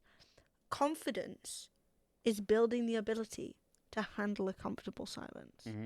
I sometimes see friend groups hanging out and everyone's like, yeah, mate, ha ha ha. Right, now, assuming they're not all on cocaine, which sometimes they are. They are sometimes. Like, sometimes they're not on cocaine. And they just desperately don't want the like, bants to stop. And they end up, like, screaming at each other. And it's like, chill. But that's the nice thing about, like, going on holiday with friends, is even the most social friend ends up being like, I need some quiet time. And it makes you feel like, oh, we all are doing this. We all have to have our quiet time, you know? This is my worst situation I find myself in, and this is me being other people. I'm carrying a conversation because I'm used to it because I'm a streamer, and then it comes time for them to talk about something, and they go,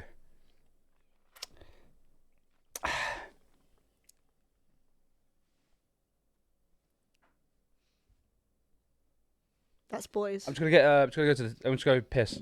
Has a girl ever done that? No. No, it's always boys. They get Yeah. too nervous. Yeah. And they don't know what to say. And then they leave. And you're like, great. And I'm just telling it like, Mhm. wow, glad I spent all this time talking. Yeah, I'm glad. You know what? Fuck it. Oh, this is the Yeah. company I was talking about earlier, chap. Look. New job alert. We're hiring pixel artists. No crunch policy. 4-day work week. Remote. I'm like, Stunning. Chucklefish. You have my Mwah. respect. Yes. At least then you get to fucking go live your life. Do you know what I mean? Like, Jesus Christ. There's so many companies right now just like, we want you always working all the time. It's like me with Emily. I'm sort of like, Emily! Start shaking them. Woo! Da-da-da-da-da-da-da-da-da-da-da. Every tier 3 sub gets 3 Emilys. Each tier gets 1 extra Emily.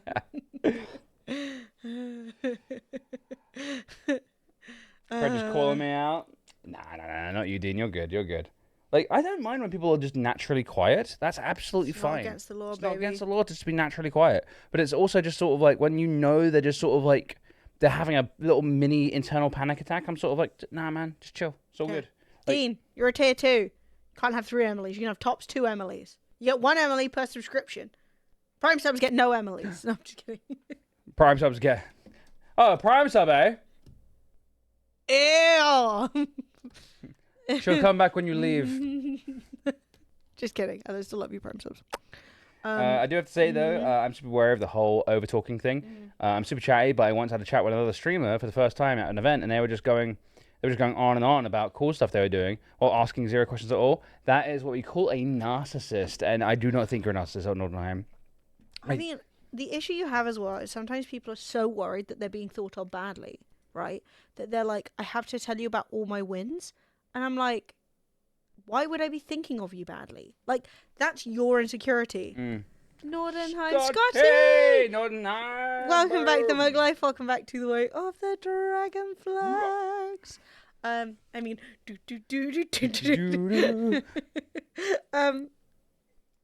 but yeah, I was gonna say, yeah, sometimes people are just insecure, and it's actually why people Some are people have critical something of... to prove too. They're insecure and they turn up and they're sort of like, this is why I'm important, and it's like, it's okay. Yeah, I mean, I remember some streamers I spoke to. The first time I spoke to them, they're like, "How many subs do you have?" And I was like, "Next time I'm gonna lie. Next time somebody asks me that, it's 5K." Yeah. And then they're gonna come in the stream and be like, "You don't have 5K No subs." way. And I'll be like, Bunch of "Yeah, times. babe, come on." A bunch of times. I had this one friend, and we were at TwitchCon, right? And I'm not gonna say one's name, but he was coming up in his It game was category. Button. No, just kidding. It wasn't Button. He was on the way up in his game category, right? And he was becoming quite well known. And he was like on like 3K subs, for instance, like a high number, right? And he was like standing around, and we were all just chatting in the partner lounge, dick measuring in the partner lounge. We were in the partner lounge, and these 2 random guys walk up to him, and they were like, "Oh my God, Vader, are you coming to the party tonight? Oh my God!" Did you mean to say a name then? I no, but like Dot put the name Oh, in you're my head. using him as an example? Yeah, Dot put the name, Okay. put a name on my head, and it just Right. came out. Okay. fair. And I actually, was like, were you trying to... I was No. like, were you trying to like name no, drop? I read No. Dot's message and it put the name in my Yeah, head, yeah, so yeah. I just rolled with it. Yeah. It wasn't Vader, but it ended up being a It was other role player, but not... yeah, it was a role player, but it wasn't Vader, and it was really awkward because then they were sort of like, "Oh, what's your name actually?" And then they were like, "Oh, I don't even follow you on Twitter." And all that sort of stuff. And then they were just standing there, and I was like, this is the most fake interaction I've ever had in my life. This makes me want to die. This is literally like, oh, you're cool because you got other viewers now. And I was like, dude, this is like everything I hate about streaming. The high schoolness of it all. A detective, like for the police. Don't work for the police. I know, please. Maybe like, fuck everything up from the inside. Swap some papers around. No, I'm just kidding. I mean, obviously do whatever you want, but professional narc? We're not. Don't work for the police. You're just the military arm of the government. You're fucking beating up the people. Oh! On the subject of detectives, have you seen all the drama that's been going on with undercover police? No. Who've been having whole extra secret secondary lives? What? Yeah, there's like a big case going on. I'm hoping that somebody knows the names that I'm talking about so I know what the fuck to type in. But there's a British undercover police officer who literally had like a child with a woman and was literally like just working undercover, and so he just left. Yeah. So what? His undercover operation ended, and he's like, "Enjoy the baby. I'm out now. Going back to my other family." What the fuck? Yeah, hang on. He got arrested last Saturday. I almost got arrested. You got arrested? What were you doing? Doing some sort of crime. ACAB for fuck. I support this. Heartache and betrayal Commit behind crimes, chat. secret police. A woman said she had the bottom ripped out of her world when she discovered the man she'd fallen in love with was an undercover police officer. Mark Kennedy, a serving officer originally in the Metropolitan Force, which is London. London, yeah. Posed as an environmental campaigner for several years, forming close relationships with several women. He was finally unmasked when a case against protesters who had allegedly been plotting to shut down Ratcliffe-on-Soar power station in Nottingham collapsed. An official inquiry into the use of undercover officers is going on when the case came to light. A new BBC audio series, Undercover, The Spy Cops, recounts how Mr. Kennedy, who was calling himself Mark Stone, appeared at the Sumac Community Centre in 2003, saying he wanted to help environmental campaigns. He made friends easily due to his enthusiasm and access to transport and cash. Pat Smith, volunteer at the centre, said he was very friendly, very engaging, he was a laugh, he would DJ the parties, he would buy people drinks, he was supposedly either a courier or a professional climber. He was a little edgy, a Jack the Lad. He was known as Flash because he always had money to buy a round of drinks. He was in the thick of things. The podcast hears from former undercover police officer Nell Woods, who reveals some of the tactics in the secret... in the secretive branch, this secretive branch used. He said, I would seek out the most vulnerable people in these communities. The reason for that is the most vulnerable people are the easiest to manipulate. If that sounds ruthless, of course it's ruthless. A key thing about undercover policing is it necessitates ruthlessness. The man known as Mark Stone became an integral part of the community, especially when it came to direct action against environmental targets, as well as protests at power stations like Drax in North Yorkshire, Didcot near Oxford, Kings North in Kent, and the G8 summit in Gleneagles, Scotland. He travelled extensively in Europe. He also became emotionally involved with members of the group. Eleanor Fairbreder, yeah, I think that's right, Fairbreder, who herself had a relationship with Kennedy, remembers how he came very close quickly with one of her friends, Kate Wilson. She is now living in Bristol, said, I think she felt like she'd met someone who was a kindred spirit. Like, at the time, she was living in a caravan on the drive of a housing co-op where lots of activists were living, and she was temporarily in the caravan on the drive, and he told her that he was not really into trailer trash living. That's horrible. She was really into country and western music, and he was also really into this. I know their family supported the same football team. But yeah, he had a kid with one of these women. And then when it came out that he was undercover, he just left. And like, she was left with the kid. Surely there's like some sort of like... That's insane! Mm-hmm. Like, he has to like pay for the kid, surely. Like, you're too undercover, bro. Yeah. You've gone too undercover. Yeah. So he was among 114 people arrested in a police raid in 2019. Do you understand how many years that is? Bruh. He entered in 2003. Bruh. Designed to prevent a protest in Ratcliffe-on-Soar power station in Nottingham.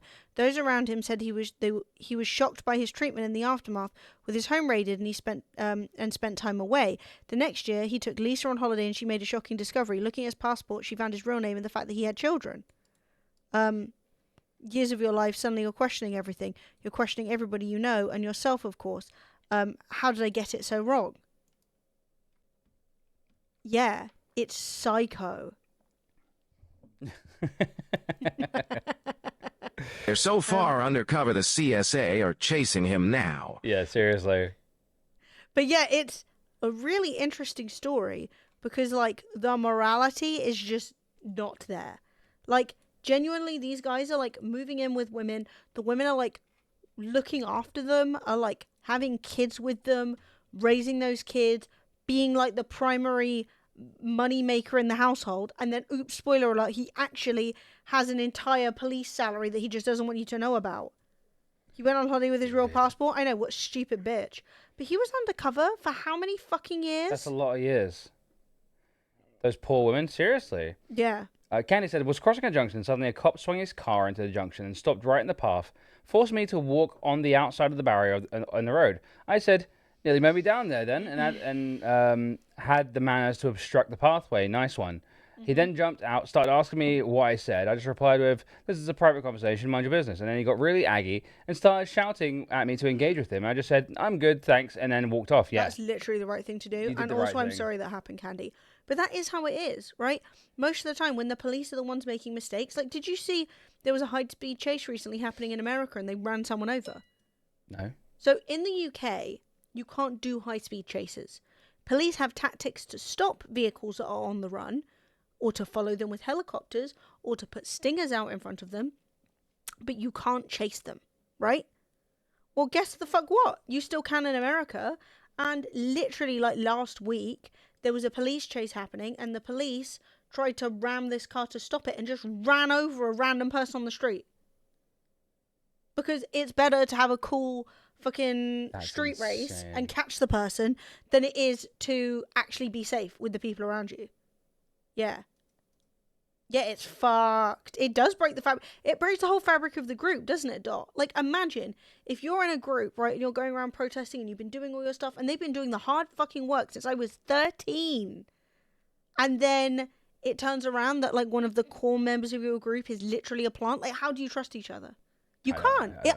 That's messed. But that's the up. exact shit that they were doing with, like, the Black Panther Party and stuff like that. It's like, undermine the group. Find something. Like, they were making things illegal to arrest people for. Does that make sense? Like, they were making laws to try and catch you out on.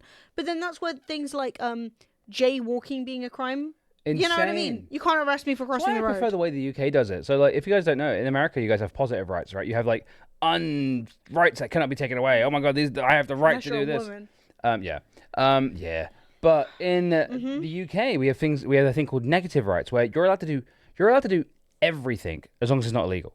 So it's like there's no sort of like, in America you kind of like, I have the right to this. In the UK it's sort of like, unless it's illegal, do what you want. Yeah, unless it's illegal, you can do it. But then they can do things like making jaywalking illegal. They could say, I mean, the issue with jaywalking being illegal is a lot of the time it's the car companies who didn't want to be accused or like drawn into like, hey, your cars are so unsafe that like they take fucking half a mile to slow down and we keep running over toddlers. Tesla. Yeah, well, like, especially the big Cybertruck. especially the big old cars. They were mowing people down like crazy, you know? So in that scenario, it kind of makes sense that you would well, it doesn't make sense, but it makes sense from the car manufacturer's perspective that rather than making their cars safer, they just go, well, you shouldn't have been in the street. It's your fault. Get out the road. And it's like, that's mad. Why are roads only for cars, you know? 3 tons and shit brakes. Yeah, they have improved a lot since then. And the more I'm in the streams, Emily, the more I think I could start an entire TikTok series where I just tell stories I wasn't allowed to tell at the time years later. You should. Yeah, you could do that. People love those stories. Why not? People love some tea. You got a phone, Lemons? You got phones, don't you?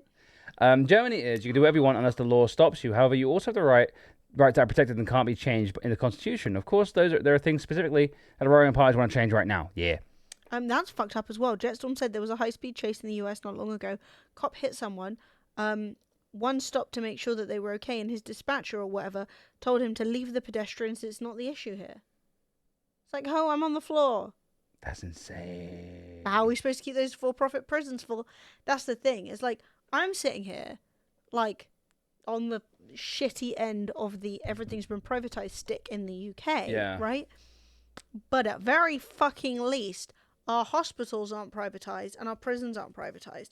Because the idea that anyone could be pro-privatizing those things when our rivers are now full of shit, when, like, half the trains and buses don't run, and when they do run, they cost zillions of pounds because you're everything's fucked. Like, why the fuck would you need a profit of public fucking transport? Privatization has literally ruined everything that's been privatized. Has been shit. Oh my god, this is outrageous. I know. Update: Britney Spears has been banned from the Four Seasons Hotel in Los Angeles for going topless at the pool. So you're telling me someone saw Britney Spears topless, saw some great tits, and was sort of like, I'm going to complain. They were like, people need to get a fucking life. I mean, if I saw Britney Spears topless, right? You'd be like, what a day. Thank you. There is literally no appreciation Now, I don't know if this is true, it's just on Twitter. isn't But there Twitter. is no appreciation. You know, when people are like, oh, girls doing this, girls doing that. That's true. Yeah. Oh, Britney Spears. Britney fucking sexualized from 16 Spears. Can't even get her tits out. Shut up. Honestly, That's a story, babe. I Like, would, what are you going to do? See a nipple and die? I'd contact the hotel and be like, can I pay more? I feel like I underpaid. I got to see Britney Spears' boobs. Yeah. Hey, you could whack yours out. Hop in there with her. Be like, oh, skinny dipping with Britney. It was great times. We had a great, looking good, Brit. Like, shut up. Truly. Welcome to America. Everyone needs to be offended. Are you sure? Are you sure as shit you can't go showing tits anyway? Guys can't control themselves, so it's your fault. I don't know. Honestly, it's just... Fuck off. She's got her own security anyway. You know what I mean? You go near Britney, she'll toss you off the roof. Map shows how much of UK could be destroyed if Russia launched nuclear bomb on London.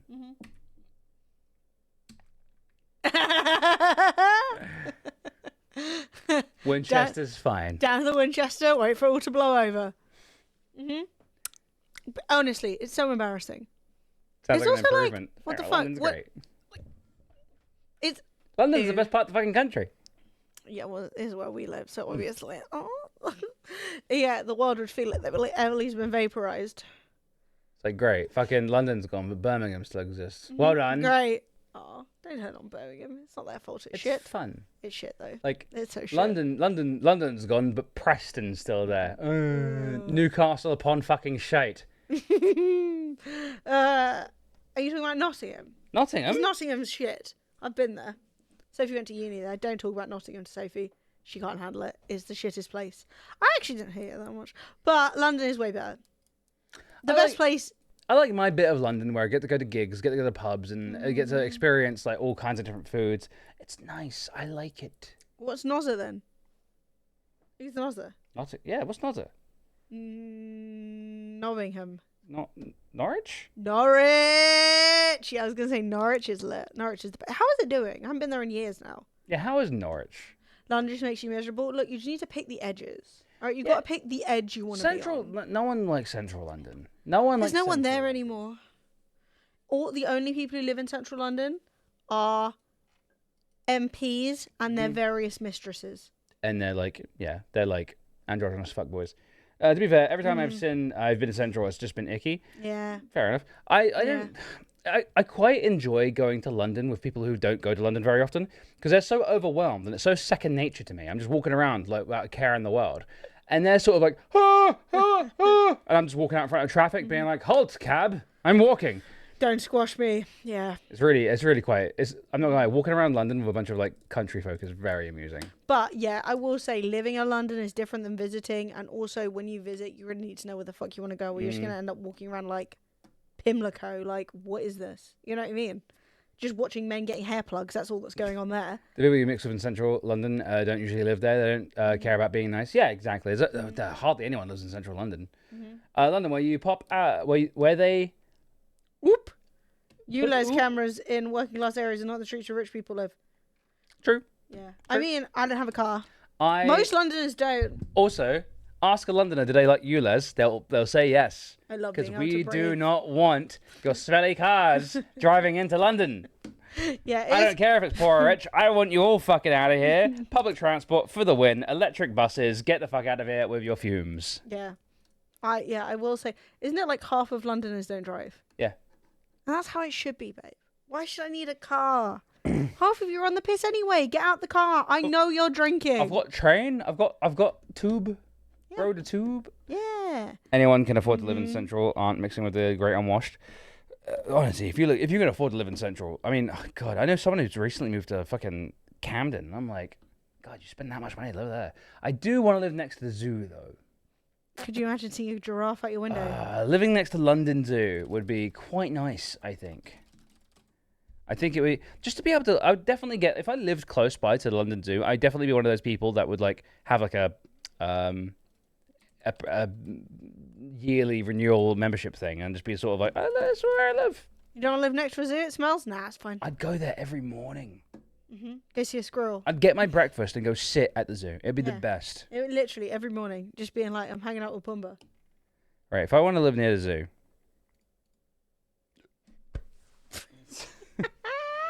Okay. All right. Fred clicked on the first, just a random dot around the zoo, and it was like £2 million. For a 3-bedroom masonette for sale, £2 million. Masonette, so it's not even the whole house. It's not the whole house. No, so one is $2 million for neighbours. for a flat. No, it's not a flat. It's a flat with an upstairs. Why have I got neighbours? It's It's nice. moderately nice. It's not $2 million nice. It's not $2 million You nice. just put a couple of fancy mirrors in. Hey, what do you think, chat? What do you think? Cat, this is more price. This is more our price. Almost £600,000, 364 square foot, right? Blue. Okay, I like blue. That's it. There it is. Fuck, that's so small. My God, you've got to like have your head around the fucking corner of the bath to actually get the bath in. Oh my God, dude, that's so, and like it's. So I think Fred's dream of living near the zoo It's is done. off the agenda. No, it's done. Good internet. Hang on. $3,000 a month. So that's the amount of money you have to pay. It doesn't go towards your mortgage. It doesn't go towards anything. You just have to give that to the government because that's what they want. That's what they want. That you have to, and then you have to give that to the bank, right? So you're already like, what's that? Getting on for 80 grand in the hole, and then you've got to give that to the bank once a month for 25 years. For the right to live in 2 rooms. Kill me, dude. Yeah, I'm alright, babe. I just won't do that. It's nice. That's Yeah, multiple no. floors? No. No. No, Dean. Dean, have you seen the floor plan? Ding. The dots are ceiling height. What does that mean? It's because there's lower points because there's some B-mass looking shit. My God, is there like a part where I can't stand or some shit? No, I Oh, think it it's just changes. Okay, cool, fair enough. Yeah. And then you've got to pay. Then you've got to pay the building for maintenance, right? And then you've got to pay for the sink fund for the building.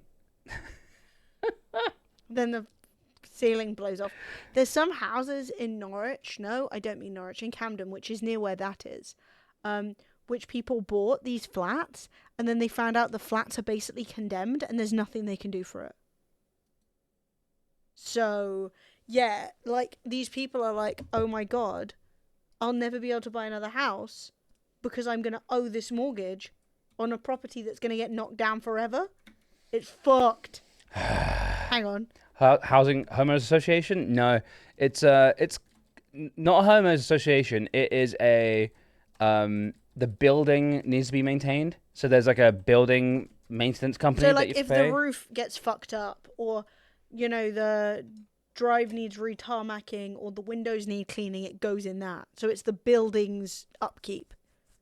Yeah, there we go. My £850,000 new build flat is now worthless. This is not good. Oh, he is furious. Look how cross he is. Look, he's absolutely and I respect No, that. I feel. What I'm wondering is, bitch, where are you getting this near £1 million mortgage? Bruce says his future has been stolen by the building industry. Living in a new build block of flats, deemed not fit for purpose by surveyors, has been a daily living nightmare. Leaseholders at 53 Agard Grove in Camden claim they've spent hundreds of thousands of pounds in legal fees to fight insurers and developers.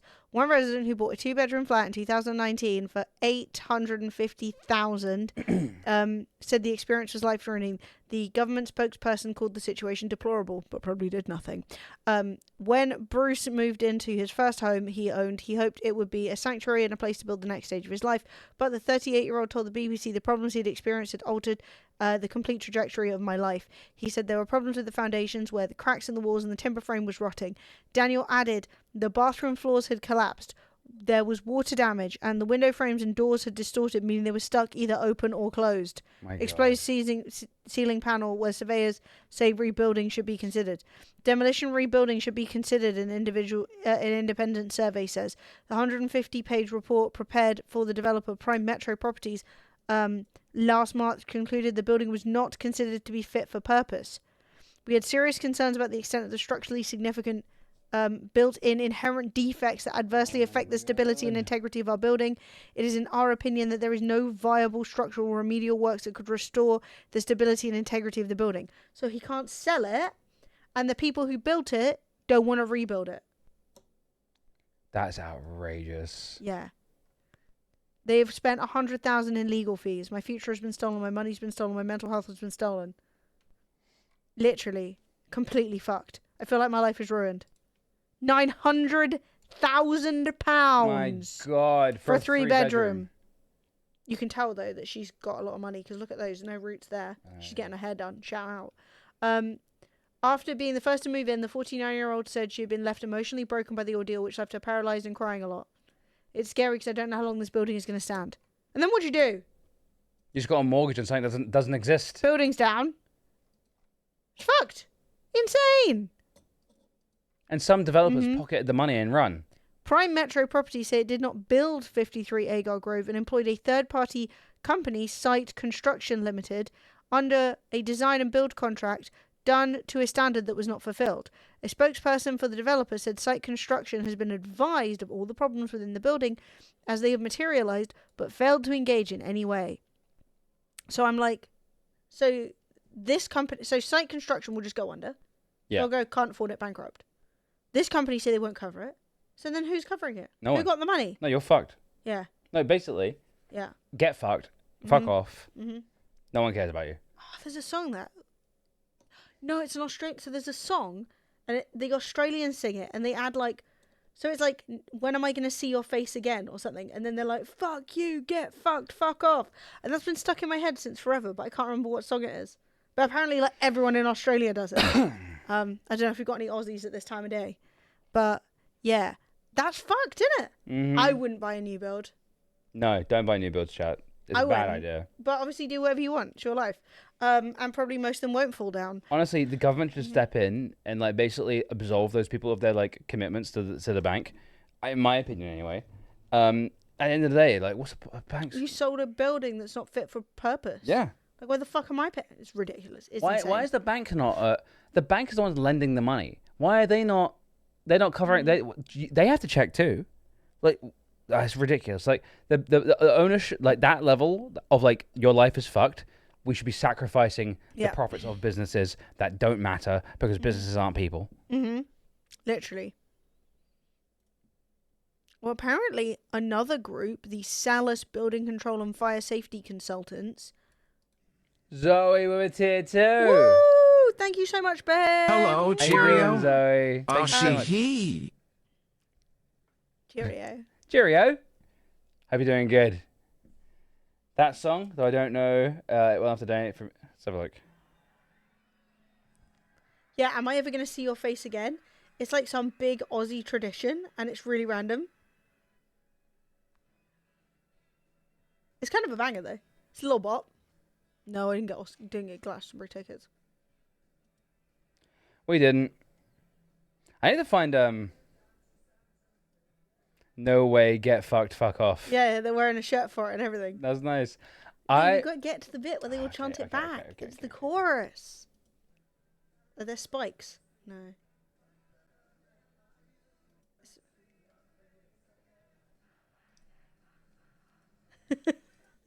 That's good.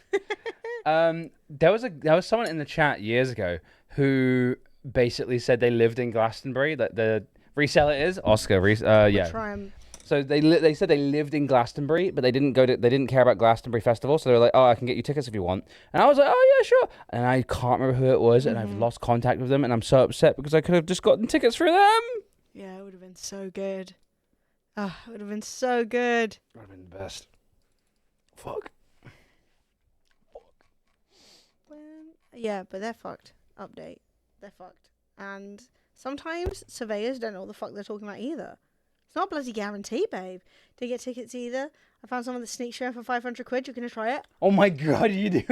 I'm not going to lie. The fucking temptation to be like, do that and be like, we'll make a YouTube video like I break into Glastonbury. But then I'm like, that might be a crime, babe. Okay, someone's already done that, and they are now banned from Glastonbury for life. And that would be so sad. I don't want to get banned. So no. It would go so viral. It would go very viral. Can you imagine? But I don't want to get banned from Glastonbury for life. I love Glastonbury. Evening awaits. Yeah, I think one. Oh God, you know what? It'd be so. It wouldn't be that hard to stick into Glastonbury. You just get in someone's fucking. You know those little carts people pull. Just be in one of those. I'm sorry, the stress. I can't be handling that. I'm in a cart. They're hefting my ass up the hill. They clocked them just by how hard they were breathing, trying to pull me up the hill. Hey, Lemons gifting us up to Oscar. Oscar, welcome to the Muggle Life. Welcome to the White Dragon Flex. Thank you so much. We might be hitting you up for some criminal. We might be, the Sneak us in, Oscar. Go on. The question is, do you want to go viral badly enough to get banned from Glastonbury forever? I don't. I don't. I love it. It's my favorite. It is my favorite too. I do not want to get banned. I could be like Emily Evis. I'm gonna try for the same name. I'm gonna try for resale. Fingers crossed. I'm pretty sure our entire group are trying for resale as well. I can't remember who our group was now. Off the top of my head. I know it was me, you, Fee, someone else, but I can't remember who the other people were. But Fucking who knows, babe? who knows? But I'd like to go because Tall Harris is going, and it's going to be his first one.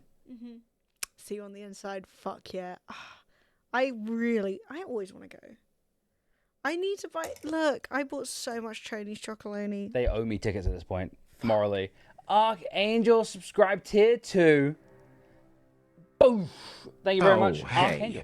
I have a button to press again. Oh, yeah. You mean PS5 Harris? I do mean PS5 Harris, yes. Chat, I think we're getting close to a hype train, by the way. Thank you very much. Sorry, I'm still speaking You very know what happens gently. when there's a hype train, chat? Oh, wait, it's probably this one I want to do. The 3 Emily special. The 3 Emily special. Are we are you guys going to hype train it up? Oh, my God. One more thing. I'm going off the rails. I wish I give the tickets to those that actually do vlogs like yourselves. It would be really, really nice. Yeah, but... it'd be very helpful. But oh my God, there's still 3 of me. I wasn't ready. I wasn't ready. He wasn't ready. The question mark changed everything. Yeah, once you put... No, it's fine. I don't care. It's just more like... I was like... I just didn't realise. So I was just chatting away and I looked up and was like, God, there's so many of me. There's 3. But yeah, I would love, but I don't think Glastonbury do that. There are a bunch of like festivals that do give out influencer tickets, but I think Glastonbury are like, no way, get fucked, fuck off. Yeah, no way, get fuck off. Which is valid. And you know what? I've never played the like influencer, I need to get something from you card. But at the same time, I do obviously love Glastonbury and I would love to get access. And I would not mind doing like work for that, you know? If they were like, hey, yeah, we'd like people to show that, but it's not exactly like Glastonbury are suffering for people. Like, they probably want less people to want tickets, you know? But yeah, I mean, our latest Glastonbury video did pretty well, I think. Actually, yeah, really like interesting. If you type 8,000. Fremily into YouTube search, Fremily Glastonbury is one of the results that comes up. Dude, those people that came up to us and said, oh, I like your vlogs, they're not chavvy like the others. I was like, ew. This Brown and Ryan went under. The pretend was when it was tall. Indeed. So you found Indeed. yeah. But I am planning on doing more vlogs for events and stuff this year, like as we fancy it, even if it's not as big as Glastonbury. Well, like we did we did the London Pride one that didn't get any views, but the one where we went to Phantom Peak, that got quite good views. yeah, that was good. I like that. So I think doing a few more like vlogs when there's like interesting stuff to do, because like we do live in London and there are things happening and I could talk about them and go to them, and also it gives you an excuse to leave the house sometimes, which is nice. I was just reading Beowulf to us now. Well, you know what I have seen? I've seen a lot of YouTubers. Not a lot. I've seen a few YouTubers doing the I went to every blank in America, right? So that someone did Margaritaville, which is a restaurant. Someone did the Rainforest Cafe, right? That's much easier to do in England. You know? There's not that far to go. Boomtown. Yeah, I've heard good things about Boomtown. A few of my friends have been. I've heard good things about people. They really like trees. 2,000 trees. 2,000 trees apparently is fun. I think the vibe for us this summer will be, if we don't get Glasto tickets, is to take. God, how many Gregs do you think there are in the UK? It's a lot. It's got to be more than 1,000. So Greg's a copy and paste, surely, right? Hey, Clouded Red. Oh, wait, are you off TikTok? I'm pretty sure I recognize your name from TikTok. More than 9, but less than 10,000. But yeah, like maybe instead. Also, I don't really like. The issue I have is I don't even want to promote chains like that. Like Glasto, Greg's. Greg's, right? I got no beef with Greg's. Greg's is fine. It's cheap. It's food. It's whatever. Yeah. But, you know, there used to be other bakeries. Now it's all Greg's. Why is everything Greg's? 2,000? You can't attend 2,000 Greg's. That's insane. That's too many Greg's. Man, the Boomtown website's kind of really unusable. It's so, like, in my face. It's like, help, I'm overstimulated. Yeah, it's seriously quite overstimulating. Oh, wait, you got on Chrome. Okay, fair enough. Look how... What are you trying to do? I'm just trying to see who's playing, if they've announced anyone. Look how info? overwhelmed... Info. Camping, travel, accessibility, safety, FAQ, local. No. What the fuck is that? Fucking poncy looking shite. Sorry. What, I'm being a this? hater. Camp Orchid. Oh, it's like a fancy camp. Okay, so it is poncy shite. That's It's fine. Ponzi shite, yeah. That's fine. It's not a crime to be poncy. Where is it? Where is it? In the world. Travel. Hate that. Yep. Don't know. You can get there in a coach, but where am I going? FAQ? Where is it? What is it? Who's behind it? Why are there different phases? What the fuck is going on?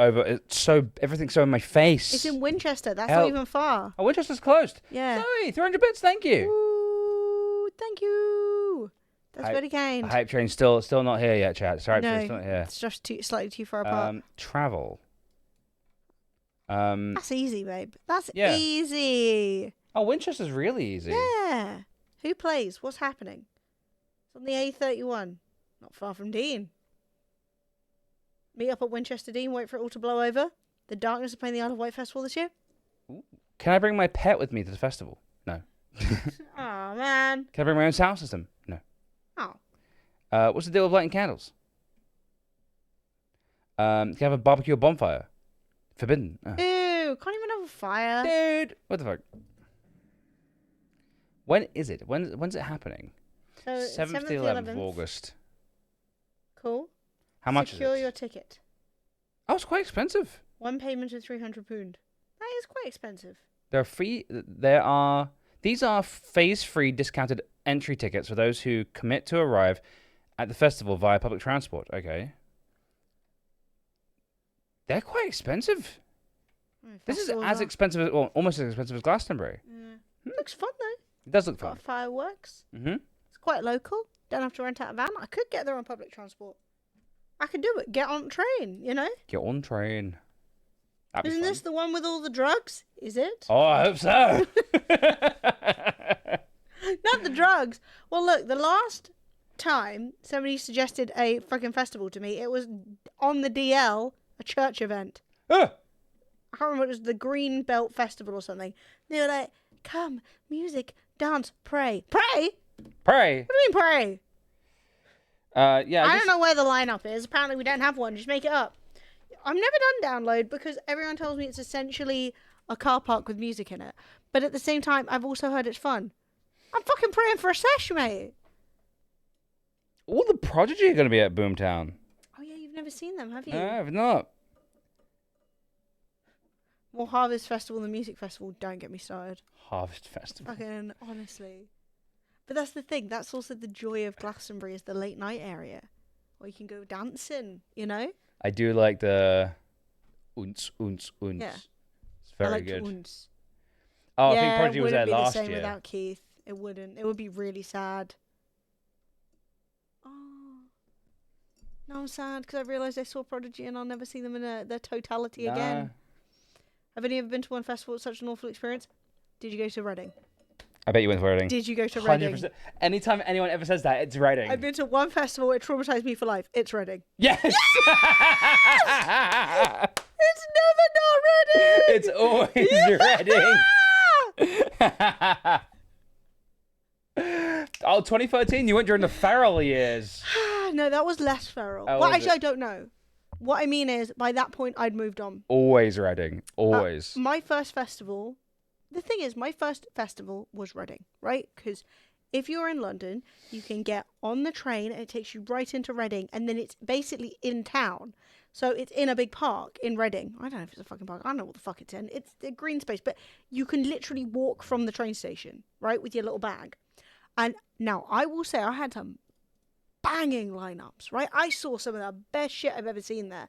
Cupcake, Death Stranding Director's Cut. Ooh, nice game. Mm-hmm. Good game. Yeah, I can imagine Leeds is also feral, but obviously I've never, because Reading and Leeds. What's interesting about it is it's actually Reading and Leeds Festival, and so the lineups, they have 3 people and they switch days. So like your Friday opener, maybe the Sunday, or like your Friday closer, maybe the Sunday closer in Leeds. So everyone's playing like different times. I missed Muse on the last night because I wanted to sleep in my car. To be honest, I've seen Muse a couple of times, and they're much better in a stadium than they are in an open-air venue. They did not blow my wig off in Glastonbury. But, you know, they're talented. They're good. You just went to your first concert 2 years ago, Coldplay. I'm ready to shit-talk Coldplay, right? But I saw them at Glastonbury, and they were really good. They played extremely well to a very large field. You know? Man, So... this fucker's back on Twitch. What fucker? The guy who goes online and harasses children about Jesus. Religious cunts. Honestly, fuck off. Go preach in your own fucking time, dickhead, telling people they're gonna go to hell. Anyway, I get to see one of MCR's last performances before they broke up. No, but wasn't that the one where they were bottled with piss? It was a really bad time. They put them directly after Slayer. I remember. Spoiler alert, that's a mistake. I remember before, it going after. down back in the day. I never even used to listen to MCR back in the day. I also am not a big Slayer fan. And I was like, seems like a bit of an overreaction. Seems a bit... Look it up. They did the whole set and they were being bottled the entire time. Yeah. It was insane. You can find videos of it on YouTube. Of them being like pelted with shit because they were like, they're both rock bands. And I'm like, spoiler alert, the misogynists who like Slayer do not enjoy a fucking... Do not enjoy, like, thought. The camp spectacular that is MCR. But I will say, I bet you they all love MCR now. Because MCR have, like, come back into the limelight and everyone's sort of like, I always loved MCR.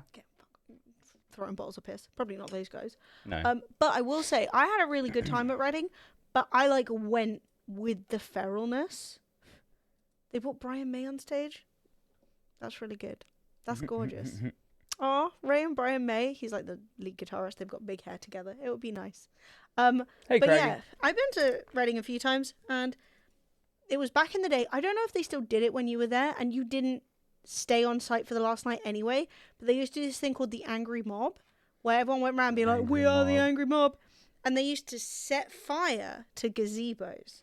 Now, I recently found out that a friend of mine, who said I was traumatized, I'll never go to another streamer, festival. we went out to dinner with them, and it was Stod, and Stod was telling us, and he was like, I went to Reading.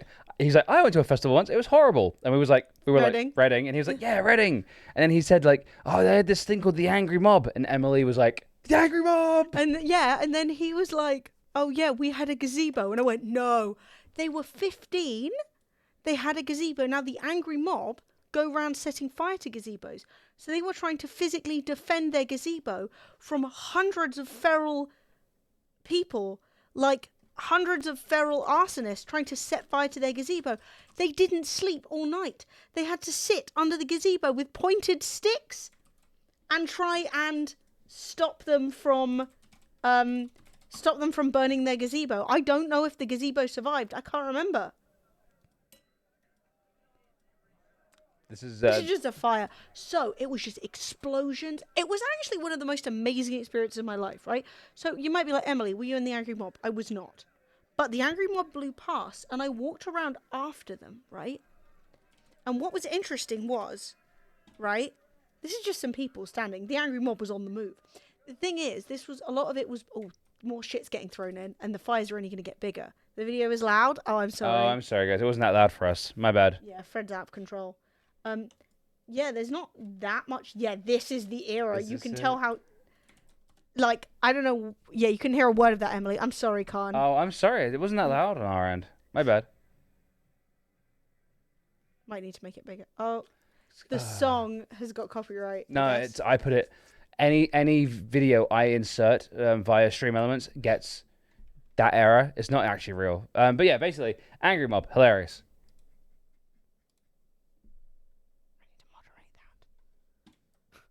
Can you moderate that for me? Yeah, we can moderate that. Just moderate that. Shut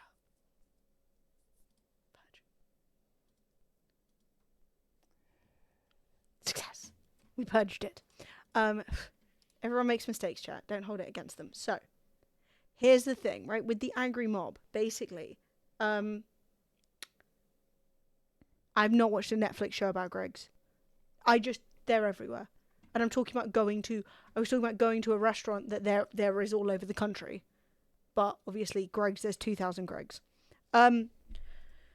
So, what I was going to say is, yeah, the angry mob basically went round.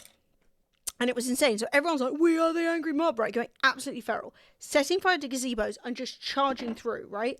And so they're stopping, setting fire to gazebos, fucking off to the next gazebo, right? Just going into people's tents, taking their gas canisters, setting them on fire. The gas canisters that you use for cooking food, they're exploding, right? And I've never seen anything like it in my life. And I just walked behind the angry mob and ash was just raining in the air. And it was like Children of Men. Right, and there's just rabbles of insanity happening, right? No, it was. It genuinely was like, you know the scene in Children of Men where he's like walking through, and there's like people everywhere, and there's fucking fire. There's fires over there. There's fires over there. There's explosions. There's ash raining down on you, and you're like, the fuck is happening, right? And then at the same time, there's people just walking out, just like fucking smoked out, off their tits on whatever. That's just so like funny. falling everywhere. People are like just going psychotic, and all you can hear is just like, we are the angry mob. And all that's chasing them around is tiny fire trucks that are as wide as the walking path, with people just trying to hose down all the fires, right? It was insane. And there's like hardly any... Yeah, the mini fires! Yeah! So this is what the fire trucks look like. They were teeny! Because they're as wide, and they're just going around trying to hose everything down. And it was insane. But I loved it, but it was like feral. Like, one of my friends was sitting in his tent with his girlfriend, and somebody stabbed a knife in his tent and just sliced it. And they were in the tent when it happened. Damn. That's wild. Yeah. God. This is all... Yeah. Dude, honestly, I am not surprised. This is the next day. I am not surprised people had a bad time at Reading Festival, man. I am not surprised. It's just insane. I bought magic mushrooms for my Welsh rasta at Reading once. All the best mushrooms grow in Wales. That's where they're from. They need the moisture. So you bought them from the right guy. Yeah, you got the good stuff. You got the good stuff. I was offered poppers by a random guy while I was watching Rage Against the Machine, but I was like, I'm trying to focus. I'm trying to enjoy Rage. I'm trying to spend my money wisely right now. Yeah. But it was like 28 days later. But when I went to Reading, I didn't even I bought like a couple of drinks, like a couple of cans. That was it. I did not go to drink. I went to see music. So many bands that I liked played there. I literally went in. The only thing I spent money on, other than fucking tins of beans, was like I had like a £10 Asda tent, and the only thing I spent money on was the schedule. Right. And I had like at this time I'm here, at this time I'm here. Because it's so much smaller than Glastonbury, you could get between the tents really quickly. And I had everything broken down. So and I saw so many bands. I saw so many fucking bands that I'd never otherwise get a chance to see. Like, I can't afford tickets to see Rage, then or now. Yeah. I saw Metallica. Now, admittedly, they are cunts, but it was good. I really enjoyed myself. I saw Gallows. They headlined in this tent. Everyone went feral. They were climbing. And Gallows only existed for 10 minutes. They're one of my favourite bands. And I had the time of my life. I saw so much shit, but I didn't go to get messed up. I went to work, you know, whereas everybody else was like, "Oh, have a nice time." You're not gonna have a nice time. You're trying not to get stabbed the entire time. But like, I live in London, you know. Yeah. I've known about trying not to get stabbed the entire time. We've been dodging knives since we were kids. But yeah, I did feel bad. A lot of people got messed up. And Glastonbury is a much more fun experience. Yeah, Glastonbury's much more wholesome. Like, you can go to Glastonbury. There's not a lot of stress. People aren't gonna start fights. I haven't seen one fight at Glastonbury. You just have to be able to handle the crowds. The only problem that you can have sometimes is if you're a woman on your own and you go to the nightclub area, there are some like dodgy people. I had to protect a friend of ours, and like she was like drunk as fuck, and I was sort of like this way, away from the men. No fires, no. You are allowed to have fires. Glastonbury is a very holistic, the world is your friend, we're all close, we all love each other event. Lots of people come with their kids.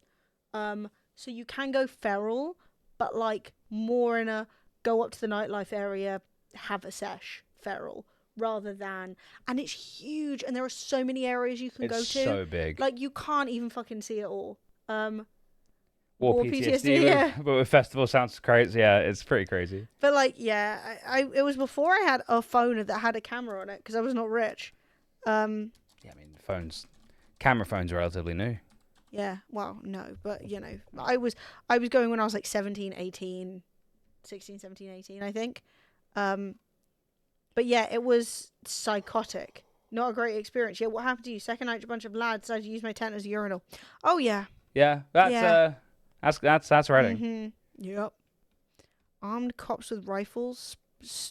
Oh my god, when did cops with rifles go to Reading? What year is this? Oh, this was last year. What? Boring. Well, Reading hasn't changed. I want to take Fred one year, almost. I kind of want to do it. Almost. I kind of want to do it. I'll just take stuff that I don't care about. I think it'd be funny. But the thing is with Reading is that you could just literally just like leave. It's like there's a train station nearby. Yeah, and I used to leave Sunday night, like in the middle of the night. Yeah. I'd be there for the first train. Yeah, no audio, seeing as I don't want to deafen you. But this is like a bit of the angry mob where everyone will be chanting like, "We are the angry mob, we are the angry mob." Right? There's bazillions of them. You can see fire over there. And then they're all seemingly going mental around a van that's over here. So I think somebody has a caravan and they're like caravan wankers or whatever. But this is the state of, this is so old. This is what fucking phone cameras looked like back then. But like, then they'll just like, so yeah. They're, whatever's happening here, it looks like maybe a food van. Dude, they're like, probably like, give us your burgers or we'll rob you, you know? That's so crazy. But I don't know, because I'm pretty sure the music over the top of it is good. It's I Predict a Riot or whatever, or We're the Angry Mob, whatever that song is. Not like actually what they're the 2000s saying. fashion as well. Yeah. That was bad. But I used to go like, oh look, this ice cream. Okay, so they're robbing the ice cream man. They're probably like they're probably lobbing magnums to get safety. Why has he not pulled down his hatch though? Pull down Why your has he not hatch, just fucking babe. driven off? Run Pull these down kids your over. hatch. That's a crime. But yeah, it was insane. It was completely unhinged. Right, chat. I'm gonna say we've had a good bonding session today, It's actually been really but fun. I can hear Emily's voice is starting to go. It is going a So little I'm bit. going to call it there, I think. And Emily's getting fucked for an ad block. Yobs torch tents as Reading Festival descends into violence, brawls and fires. This was this year, or last year. My God. Let's go. The heart hasn't changed. Oh, the final day was marred with violence and tent burning. Good. It Good. hasn't changed. But chat, Emily's voice is going, so I'm gonna call it there. Yeah. We're gonna be back tomorrow. A bit of gaming tomorrow. This has just been like a catch up. Yeah. And Big mistake to spend the entire stream talking. But yes. it is what it is. It is what it is. I had a great chat with all of you. It was so nice. And yeah, so chat, tomorrow I'm going to try and start relatively as close to on time as possibly can. And we'll try and do a bit of an early stream, not go so late and stuff like that. But yeah, we're just basically looking after Emily's voice right now with my very small arm. And Follow everywhere. I want to say thank you for the 21 subs. Thank you for the £51 donated today. Thank you. And you Very were much here- appreciated. You were here for the birth of Triple Emily, the rarest kind. The rare triple M. And guys, look after yourselves. It's been a fucking nice little chat, and we'll see you guys tomorrow. More some Powwow tomorrow. We're gonna catch up with everyone else. All right, guys. Peace out. Love you.